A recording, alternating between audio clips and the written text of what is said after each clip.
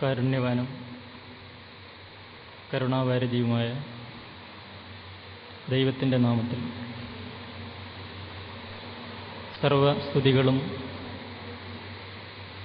സർവേശ്വരൻ അർപ്പിച്ചുകൊണ്ട് സ്നേഹം നിറഞ്ഞ സഹോദരി സഹോദരങ്ങളെ, എവിടെയോ വായിച്ച ഒരു കുട്ടിക്കഥ ആമുഖമായി ഉദ്ധരിച്ചുകൊണ്ട് വിഷയത്തിലേക്ക് കിടക്കുവാനാണ് ഞാൻ ഉദ്ദേശിക്കുന്നത്. അസാധാരണമായ കഴിവുകളുള്ള മൂന്നാളുകൾ ഒരിക്കൽ ഒരു ഗുരുവിൻ്റെ അടുത്തേക്ക് വരികയാണ്. ശിഷ്യൻ 3 പേരെയും ഗുരുവിൻ്റെ അടുത്തേക്ക് ആനയിച്ചു. ഒന്നാമത്തെ മനുഷ്യൻ ഗുരുവിനോട് പറഞ്ഞു, ഗുരു, എനിക്ക് ആകാശത്തിലൂടെ വളരെ വേഗത്തിൽ പറന്നു പോകുവാൻ കഴിയും. ഇത് പറഞ്ഞപ്പോൾ ശിഷ്യൻ അത്ഭുതപ്പെട്ടുപോയി.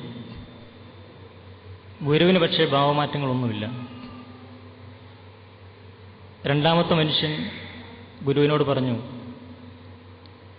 ഗുരു, എനിക്ക് വെള്ളത്തിലൂടെ ഓളിയിട്ട് മണിക്കൂറുകളോളം സഞ്ചരിക്കാൻ കഴിയും.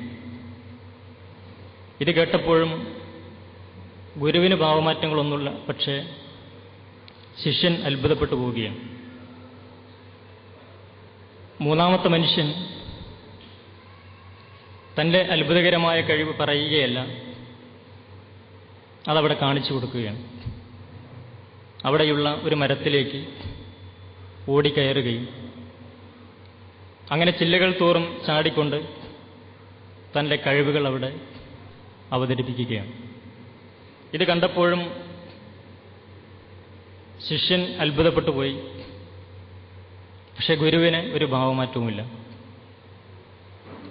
ഇവരെ 3 പേരെയും യാത്രയാക്കിയതിന് ശേഷം അത്ഭുതം കൂറി നിൽക്കുന്ന ശിഷ്യനോട് ഗുരു പറഞ്ഞു, ആകാശത്തിലൂടെ പറന്നു പോകുവാൻ പറവകൾക്ക് കഴിയും, പക്ഷികൾക്ക് കഴിയും.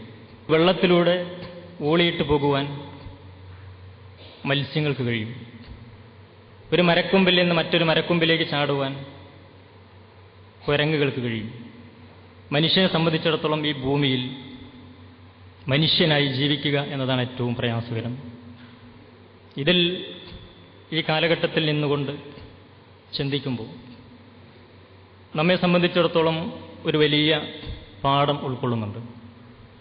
മനുഷ്യനിന്ന് അവൻ്റെ ബുദ്ധിപരമായ കഴിവിലൂടെ പലതും കണ്ടെത്തി ഭൗമോപരിതലത്തിൽ നിന്ന് പറന്നുയർന്ന് ചന്ദ്രോപരിതലത്തിലെത്തി അവിടെ നിന്ന് അങ്ങോട്ട് ഗോളാന്തര യാത്രകളൊക്കെ നടത്തിക്കൊണ്ടിരിക്കുന്നു.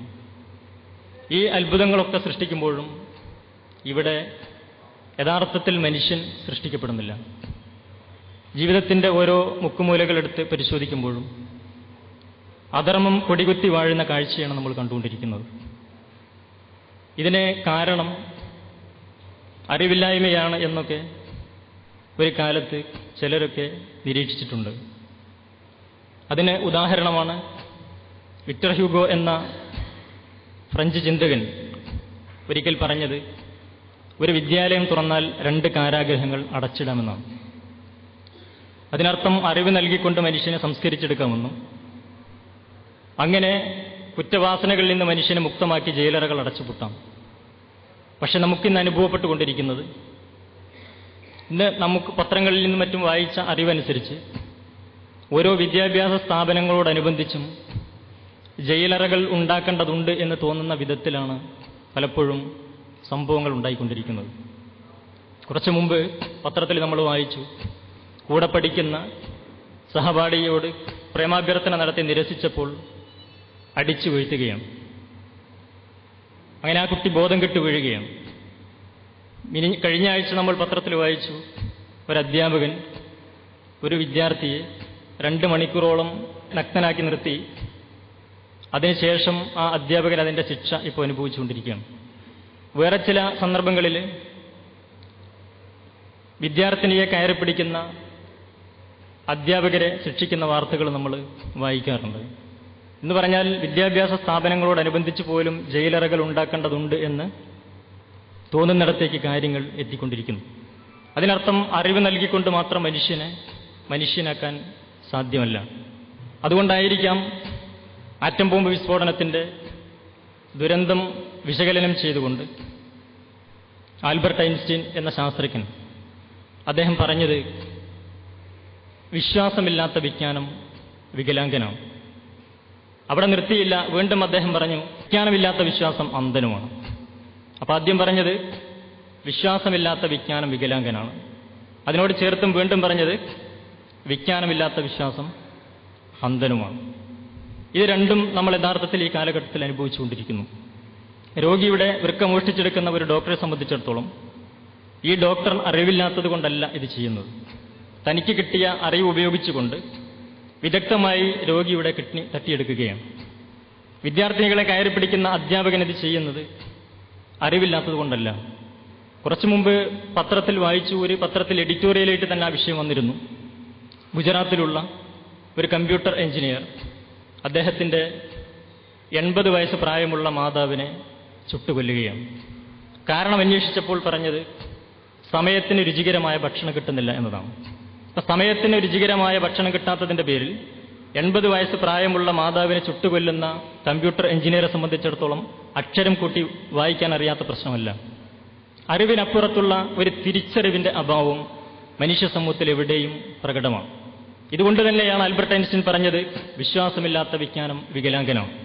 അപ്പോൾ വിജ്ഞാനം യഥാർത്ഥത്തിൽ തന്നെ പൂർണ്ണമാകണമെങ്കിൽ അതിൽ ഒരു വിശ്വാസത്തിൻ്റെ ചേരുവ അനിവാര്യമാണ്. എന്നാൽ കേവല വിശ്വാസം കൊണ്ടും മനുഷ്യ സമൂഹത്തെ സംസ്കരിച്ചെടുക്കാൻ സാധ്യമല്ല എന്നതിൻ്റെ ഒരുപാട് ഉദാഹരണങ്ങൾ നമ്മളുടെ മുമ്പിൽ നമ്മളിപ്പോൾ അനുഭവിച്ചുകൊണ്ടിരിക്കുകയാണ്. ഏതായാലും ഇതുമായി ബന്ധപ്പെട്ടുകൊണ്ട് 14 നൂറ്റാണ്ടുകൾക്ക് മുമ്പ് ദൈവം പ്രവാചകനിലൂടെ മനുഷ്യ സമൂഹത്തെ അറിയിച്ച ചില യാഥാർത്ഥ്യങ്ങളുണ്ട്. അതുമായി ബന്ധപ്പെട്ടുകൊണ്ട് പ്രവാചകന് ദൈവം നൽകിയ അറിവുകളുടെ സമാഹാരമാകുന്ന ആ വിശുദ്ധ ഖുർആൻ എന്ന വേദഗ്രന്ഥത്തിൻ്റെ അവതരണം ആരംഭിച്ചത് തന്നെ ഇഖ്റ ബിസ്മി റബ്ബിക്കല്ലദീ ഖലഖ് എന്ന് പറഞ്ഞുകൊണ്ടാണ്. പ്രവാചകനോട് പറഞ്ഞത്, അലയോ മുഹമ്മദ്, നിന്നെ സൃഷ്ടിച്ച നിന്റെ നാഥന്റെ നാമത്തിൽ വായിക്കുക എന്നാണ്. ആദ്യമായി പ്രവാചകനോട് ദൈവം കൽപ്പിച്ചത് നമസ്കരിക്കാനല്ല. ആദ്യമായി കൽപ്പിച്ചത് നോമ്പെടുക്കുവാനോ ആചാരാനുഷ്ഠാനങ്ങൾ നിർവഹിക്കാനോ അല്ല. പ്രവാചകനോട് ആദ്യമായിട്ട് കൽപ്പിക്കുന്നത് ദൈവത്തിൻ്റെ നാമത്തിൽ വായിക്കുവാൻ വേണ്ടിയാണ്. അപ്പം എന്തിനാണ് വായിക്കാൻ പറഞ്ഞത് എന്ന് ചോദിച്ചു കഴിഞ്ഞാൽ നമുക്കറിയാം, വായന എന്നത് അറിവിൻ്റെ ഖജനാവ് തുറക്കുന്നതിനുള്ള ഒരു താക്കോൽ കൂട്ടമാണ്. വായനയിലൂടെ മനുഷ്യൻ അറിവ് നേടാം. പക്ഷെ കേവലം അറിവ് നേടിയതുകൊണ്ട് മാത്രം മനുഷ്യനാവുന്നില്ല. അതുകൊണ്ട് അവിടെ വായനയ്ക്ക് തന്നെ മാനദണ്ഡം നിർണ്ണയിക്കുന്നു. വായന നടക്കേണ്ടത് ദൈവത്തിൻ്റെ നാമത്തിലായിരിക്കണം. അപ്പോൾ ദൈവനാമത്തിലായിരിക്കണം വിജ്ഞാനാന്വേഷണം നടത്തേണ്ടത് എന്ന ഒരാഹ്വാനം അവിടെ നമുക്ക് കാണാൻ പറ്റും. ഈ അർത്ഥത്തിൽ വേദങ്ങളിൽ നിന്നും മറ്റും ചില ഉദ്ധരണികൾ വെച്ചുകൊണ്ട് കാര്യങ്ങൾ അവതരിപ്പിക്കുമ്പോൾ ഒരു മതമൗലികവാദി എന്ന നിലയ്ക്ക് തെറ്റിദ്ധരിക്കുമോ എന്ന ആശങ്കയുണ്ട്. എന്തുകൊണ്ട് അങ്ങനെ ആശങ്കപ്പെടുന്നു എന്ന് ചോദിച്ചാൽ, ഞാൻ ഒരു മതവിശ്വാസി അല്ല എന്നതുകൊണ്ടാണ്. അപ്പോൾ വീണ്ടും സംശയമുണ്ടാകും. ദൈവത്തോടുള്ള പ്രാർത്ഥനയോടുകൂടി വിഷയം അവതരിപ്പിച്ചു തുടങ്ങുകയും അതിനുശേഷം വേദഗ്രന്ഥത്തിൽ നിന്ന് കാര്യങ്ങൾ ഉദ്ധരിക്കുകയും ചെയ്യുമ്പോൾ എങ്ങനെയാണ് ഒരു മതവിശ്വാസി അല്ലാതിരിക്കുക? ഞാൻ പറയുന്നത് ഞാനൊരു മതവിശ്വാസിയല്ല, അതേ സമയത്ത് ഞാനൊരു ദൈവവിശ്വാസിയാണ്. മതവിശ്വാസം എന്ന് പറയുന്നതും ദൈവവിശ്വാസം എന്ന് പറയുന്നതും ഒന്നല്ല. ഒരു ദൈവവിശ്വാസിയെ സംബന്ധിച്ച് മതവിശ്വാസി ആവണമെന്നില്ല. ഒരു മതവിശ്വാസിക്ക് ദൈവവിശ്വാസമില്ലാതെയും മതവിശ്വാസിയാവാം. എന്നു മാത്രമല്ല, ആ മതങ്ങൾ യഥാർത്ഥത്തിൽ സൃഷ്ടിച്ചുകൊണ്ടിരിക്കുന്ന പ്രശ്നങ്ങൾ, അതും നേരത്തെ പറഞ്ഞ വിജ്ഞാനമില്ലാത്ത വിശ്വാസം അന്ധനുമാണ് എന്നതിൻ്റെ വിശകലനത്തിൽ നമുക്കത് ഒന്ന് വിശകലനം ചെയ്ത് നോക്കിയാൽ നമുക്ക് ബോധ്യപ്പെടും. കാരണം ഇന്ന് നമുക്കറിയാവുന്നതുപോലെ ഒരു ഭാഗത്ത് വിജ്ഞാന മേഖലയിൽ മനുഷ്യൻ ഒരുപാട് പുരോഗതി നേടിയിട്ടുണ്ടെങ്കിലും അതേപോലെ വിശ്വാസ മേഖലയിലും ഒരുപാട് മാറ്റങ്ങൾ മനുഷ്യ സമൂഹത്തിൽ സംഭവിച്ചുകൊണ്ടിരിക്കുന്നു. അഥവാ മതത്തിലേക്കുള്ള മടക്കം വളരെ ശക്തമാണിന്ന്. അല്ലെ, പള്ളികളും ചർച്ചുകളും ക്ഷേത്രങ്ങളുമൊക്കെ സജീവമായി കൊണ്ടിരിക്കുന്നു. ഈ പള്ളികളിലേക്കും ചർച്ചുകളിലേക്കും ക്ഷേത്രങ്ങളിലേക്കുമൊക്കെ ആളുകൾ ഇങ്ങനെ പെരുകിക്കൊണ്ടിരിക്കുമ്പോൾ യഥാർത്ഥത്തിൽ മനുഷ്യ സമൂഹത്തിൽ ഉണ്ടാവേണ്ടിയിരുന്നത് എന്താണ്? സാധാരണഗതിയിൽ ഇത്തരം ഒത്തുചേരലുകളിലൊക്കെ ആളുകൾ പൊതുവെ പറയാറുള്ള അഭിപ്രായമാണ്, മതങ്ങളെല്ലാം മനുഷ്യരോട് പറഞ്ഞുകൊണ്ടിരിക്കുന്നത് സത്യവും ധർമ്മവും നീതിയും മൂല്യങ്ങളും ഒക്കെയാണ്. അങ്ങനെയാണെങ്കിൽ മതത്തിലേക്കുള്ള മടക്കത്തിലൂടെ മനുഷ്യ സമൂഹത്തിൽ ഉണ്ടാവേണ്ടിയിരുന്നത് ധാർമ്മിക വിപ്ലവമാണ്. പക്ഷെ ഇവിടെ സംഭവിച്ചുകൊണ്ടിരിക്കുന്നത് നേരെ തിരിച്ചാണ്. എന്തുകൊണ്ടിത് സംഭവിക്കുന്നു? ഈ മതത്തിലേക്കുള്ള മടക്കം സൃഷ്ടിക്കുന്ന പ്രശ്നം നമ്മൾ ഇന്ന് അനുഭവിച്ചുകൊണ്ടിരിക്കുന്നു. എത്ര ശക്തമാണെന്ന് ചോദിച്ചു കഴിഞ്ഞാൽ എല്ലാത്തിനെയും ജാതീയ തലത്തിൽ, സാമുദായിക തലത്തിൽ, മതത്തിന്റെ തലത്തിൽ നിന്ന് നോക്കിക്കാണുന്ന ഒരു അവസ്ഥ സൃഷ്ടിക്കപ്പെട്ടിരിക്കുകയാണ്. കുറച്ചു മുമ്പ് കോഴിക്കോട് ഡയലോഗ് സെന്റർ സംഘടിപ്പിച്ച ഒരു ടേബിൾ ടോക്കിൽ അതിൽ പങ്കെടുത്ത ഒരു സാഹിത്യകാരൻ പറഞ്ഞത്, നമ്മളുടെ രാജ്യത്ത് ആരാധനാലയങ്ങൾ വളർന്നു വരുന്നത് കാണുമ്പോൾ എനിക്ക് ഭയം തോന്നുന്നു എന്നാണ്. ആരാധനാലയങ്ങൾ വളർന്നു വരുന്നത് കാണുമ്പോൾ എനിക്ക് ഭയം തോന്നുന്നു എന്ന് അദ്ദേഹത്തെ കൊണ്ട് പറയിപ്പിച്ചത് എന്താണ്? നമുക്കറിയാം, ആരാധനാലയങ്ങളെക്കുറിച്ച് നമുക്കൊരു കാഴ്ചപ്പാടുണ്ട്. അത് മനുഷ്യന്റെ ആത്മീയ സംസ്കരണത്തിനുള്ള പവിത്ര കേന്ദ്രങ്ങൾ എന്ന നിലയ്ക്കാണ് പൊതുവെ ആരാധനാലയങ്ങൾ നമ്മൾ കാണുന്നത്. പക്ഷെ ഈ ആരാധനാലയങ്ങൾ ഒരു വിഭാഗത്തിൻ്റേത് മറ്റൊരു വിഭാഗത്തിന് ഭയം സൃഷ്ടിക്കുന്നു എന്ന ഒരവസ്ഥ ഇപ്പം നിലവിലുണ്ട്.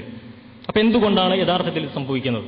മാത്രമല്ല, ആ മതത്തിലേക്കുള്ള മടക്കത്തിലൂടെ സംഭവിക്കുന്ന മറ്റ് ഒരു മനുഷ്യൻ അഭിമുഖീകരിക്കുന്ന ദുരന്തം എന്ന് പറയുന്നത്, ഇപ്പോൾ കുറച്ചു മുമ്പ് സാധാരണ പറയാറുണ്ട്, ഇപ്പോൾ മാറാട് ഒരു കുട്ടക്കുരി നടന്നു, അതിൽ എത്ര പേര് മരിച്ചു എന്ന് ചോദിച്ചു കഴിഞ്ഞാൽ നമ്മളതിന് കണക്ക് പറയുമ്പോൾ കണക്ക് അവതരിപ്പിക്കുക 8 ഹിന്ദുക്കളും ഒരു മുസ്ലിമുമാണ് മരിച്ചത് എന്നാണ്.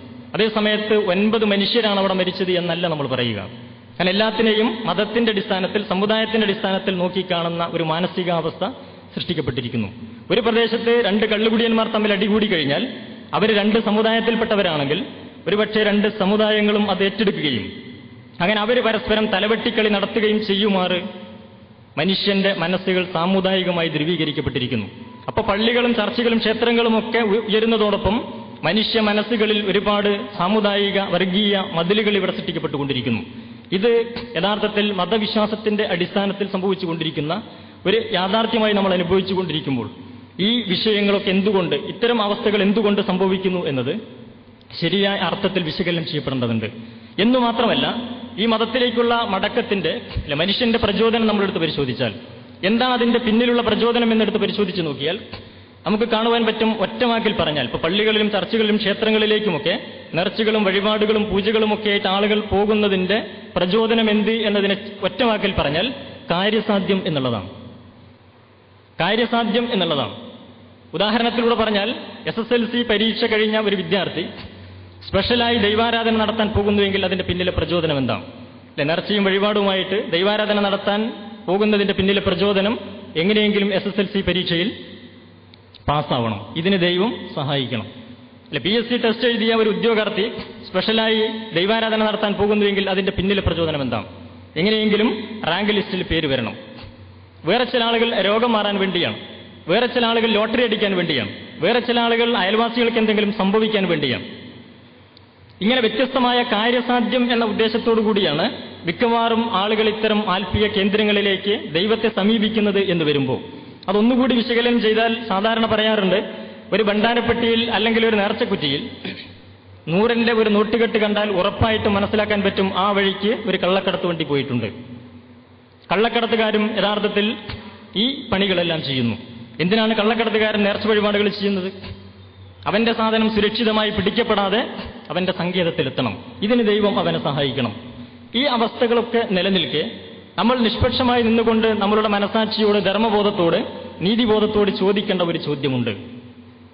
ഇങ്ങനെ കള്ളക്കടത്തുകാരന്റെ വരെ നേർച്ച വഴിപാടുകൾ സ്വീകരിച്ച് അവരെ സഹായിക്കുന്ന ദൈവങ്ങളുണ്ടെങ്കിൽ ഇന്ത്യൻ ശിക്ഷാ നിയമം അനുസരിച്ച് ആദ്യം അറസ്റ്റ് ചെയ്യേണ്ടതും ജയിലിലടയ്ക്കേണ്ടതും ആരെയാണ്? നീതിബോധമുള്ള, ധർമ്മബോധമുള്ള ഏതൊരുത്തനും പറയും, അങ്ങനെയുണ്ടെങ്കിൽ തീർച്ചയായും ആദ്യം വിചാരണ ചെയ്ത് അറസ്റ്റ് ചെയ്ത് ജയിലിലടയ്ക്കേണ്ടത് അത്തരം ദൈവങ്ങളെ തന്നെയാണ്. പക്ഷെ അത്തരം ദൈവങ്ങൾ ഉണ്ടാവുമോ? ഉണ്ടെന്ന് ജനം വിശ്വസിക്കുന്നു. അതേസമയത്ത് ഈ സമൂഹങ്ങളുടെയൊക്കെ കയ്യിലുള്ള, ഓരോ സമുദായത്തിന്റെയും കയ്യിലുള്ള ദൈവീകമെന്ന് വിശ്വസിച്ചു പോരുന്ന വേദഗ്രന്ഥങ്ങളുണ്ടല്ലോ, ആ വേദഗ്രന്ഥങ്ങളിലേക്ക് നോക്കിയിട്ട് ആരാണ് ദൈവം എന്നൊന്ന് നമ്മൾ പഠിക്കേണ്ടതില്ലേ? ഓരോ വേദഗ്രന്ഥങ്ങൾ എടുത്തുകൊണ്ട് കാര്യങ്ങൾ നമ്മൾ പരിശോധിക്കുമ്പോൾ ഏറ്റവും പ്രാചീന വേദഗ്രന്ഥമായി പഠിപ്പിക്കപ്പെടുന്ന ഋഗ്വേദത്തിൽ 10-ാം മണ്ഡലം 121-ാം സൂക്തത്തിൽ ദൈവത്തെ പരിചയപ്പെടുത്തുന്ന ഒരു മന്ത്രമുണ്ട്. ഹിരണ്യഗർഭ സമവർത്തതാഗ്രേ ഭൂതസ്യ ജാതാപതിരേക ആസീത് സദാധാരപൃത്യം ദ്യാമുദയമാം കസ്മൈ ദേവായ വിഷ്ണാവിധേമ. സൃഷ്ടിക്ക് മുമ്പ് ഹിരണ്യഗർഭനായ ഈശ്വരൻ മാത്രമേ ഉണ്ടായിരുന്നുള്ളൂ. പൃഥ്വി മുതൽ പ്രകാശലോകം വരെയുള്ള എല്ലാം അവൻ സൃഷ്ടിച്ചു. സുഖസ്വരൂപനായ അവനെ ഞങ്ങൾ ഉപാസിക്കുന്നു, അവനെ മാത്രമേ ഞങ്ങൾ ഉപാസിക്കുന്നുള്ളൂ. ഇവിടെ പറയുന്ന ദൈവം ഈ ഭൂമിയും ഉപരിലോകങ്ങളൊക്കെ സൃഷ്ടിച്ച ആ മഹാശക്തിയാണ്. അതുകൊണ്ട് ഒരു സമുദായ ദൈവത്തെ, ജാതി ദൈവത്തെ, കുലദൈവത്തെക്കുറിച്ചല്ല ഇവിടെ പറഞ്ഞത്. ഇതേപോലെ തന്നെ ബൈബിളിൽ യെശയ്യാവ് പുസ്തകത്തിൽ 45:18 നമുക്ക് കാണുവാൻ കഴിയും. ആകാശത്തെ സൃഷ്ടിച്ച യഹോവ അരുളി ചെയ്യുന്നു, അവൻ തന്നെ ദൈവം, അവൻ ഭൂമിയെ നിർമ്മിച്ചുണ്ടാക്കി, വെറുതെ അല്ല അതിനെ നിർമ്മിച്ചത്, പാർപ്പിനത്രേ അതിനെ നിർമ്മിച്ചത്. അപ്പോൾ ഇവിടെ പറയുന്ന യഹോവ എന്ന പ്രയോഗം എന്തിനെ സൂചിപ്പിക്കുന്നു എന്ന് ചോദിച്ചാൽ ഈ ഭൂമിയും ഉപരിലോകങ്ങളും ഒക്കെ സൃഷ്ടിച്ച ആ മഹാശക്തിയെക്കുറിച്ച്. അപ്പോൾ ഋഗ്വേദത്തിൽ പറയുന്ന ഈ ദൈവവും ബൈബിളിൽ പറയുന്ന ദൈവവും രണ്ടല്ല, ഒന്ന് തന്നെ, ഭാഷ മാത്രമേ മാറിയിട്ടുള്ളൂ. ഇനി ഖുർആനിൽ അള്ളാഹുവിനെ കുറിച്ച് പറയുന്നതും അങ്ങനെ തന്നെയാണ്. ബദീഉ സമാവാതി വൽ അർള്, മുൻ മാതൃകയില്ലാതെ ആകാശഭൂമികളെയൊക്കെ സൃഷ്ടിച്ചവനാകുന്നു അവൻ. അപ്പോൾ വേദങ്ങളിൽ പറയുന്ന ദൈവം ഒന്നാണെന്ന കാര്യത്തിൽ ഒരു സംശയവുമില്ല. വേദങ്ങളിൽ പറയുന്ന ദൈവവും മതങ്ങൾ പറയുന്ന ദൈവങ്ങളും ഒന്നല്ല, അത് രണ്ടും രണ്ടാണ്. അതിന് വേറിട്ട് തന്നെ നമ്മൾ പഠിക്കേണ്ടതുണ്ട്. മതങ്ങൾ പറയുന്ന ദൈവങ്ങളല്ല വേദങ്ങൾ പറയുന്ന ദൈവം. വേദങ്ങൾ പറയുന്ന ദൈവം ഈ പ്രപഞ്ചത്തെ സൃഷ്ടിച്ച് സംവിധാനിച്ച് അതിന്റെ ഉടമസ്ഥനായ തമ്പുരാനാണ്. അവൻ സർവശക്തനാണ്, സർവജ്ഞനാണ്. ഇനി നമ്മൾ നമ്മളോട് ചോദിക്കേണ്ട മറ്റൊരു ചോദ്യമാണ്, അതാണ് ദൈവമെങ്കിൽ, നമ്മളെയൊക്കെ സൃഷ്ടിച്ച ഈ പ്രപഞ്ചത്തെ സംവിധാനിച്ച ആ സർവശക്തനായ ആ മഹാശക്തിയാണ് ദൈവമെങ്കിൽ ആ ദൈവത്തിന് എന്തിനാണ് നമ്മളുടെ ചില്ലിക്കാശ്? എന്തിനാണ് ദൈവത്തിന് നമ്മളുടെ കാശ്? ആളുകളുടെ ഇന്നത്തെ മതത്തിലേക്കുള്ള മടക്കത്തിൽ നിന്ന് രൂപപ്പെട്ടു വന്ന ആ സമീപനം കണ്ടാൽ തോന്നിപ്പോകും ദൈവം വളരെ ദരിദ്രനാണ്. നമ്മൾ എന്തെങ്കിലും കൊടുത്താലേ ദൈവത്തിന് നിലനിൽക്കാൻ പറ്റൂ എന്ന് തോന്നുന്ന വിധത്തിലാണ് യഥാർത്ഥത്തിൽ നേർച്ചകളും വഴിപാടുകളുമായിട്ട് ആളുകൾ ദൈവങ്ങളുടെ അടുത്തേക്ക് പോകുന്നത്.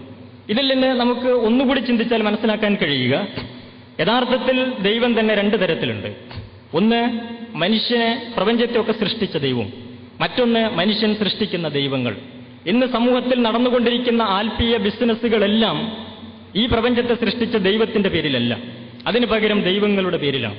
അപ്പൊ ദൈവവിശ്വാസത്തിന്റെ പേരിലല്ല ഇവിടെ പ്രശ്നമുണ്ടാകുക, അതിനപ്പുറത്ത് മതവിശ്വാസത്തിന്റെ പേരിലാണ് എന്ന് പറഞ്ഞത് യഥാർത്ഥത്തിൽ നമ്മൾ വിശകലനം ചെയ്യപ്പെടേണ്ടതുണ്ട്. ദൈവവിശ്വാസത്തിന്റെ പേരിൽ സമൂഹം ഒന്നിക്കുമ്പോൾ അവിടെ യഥാർത്ഥത്തിൽ പ്രശ്നങ്ങൾ ഉണ്ടാവില്ല.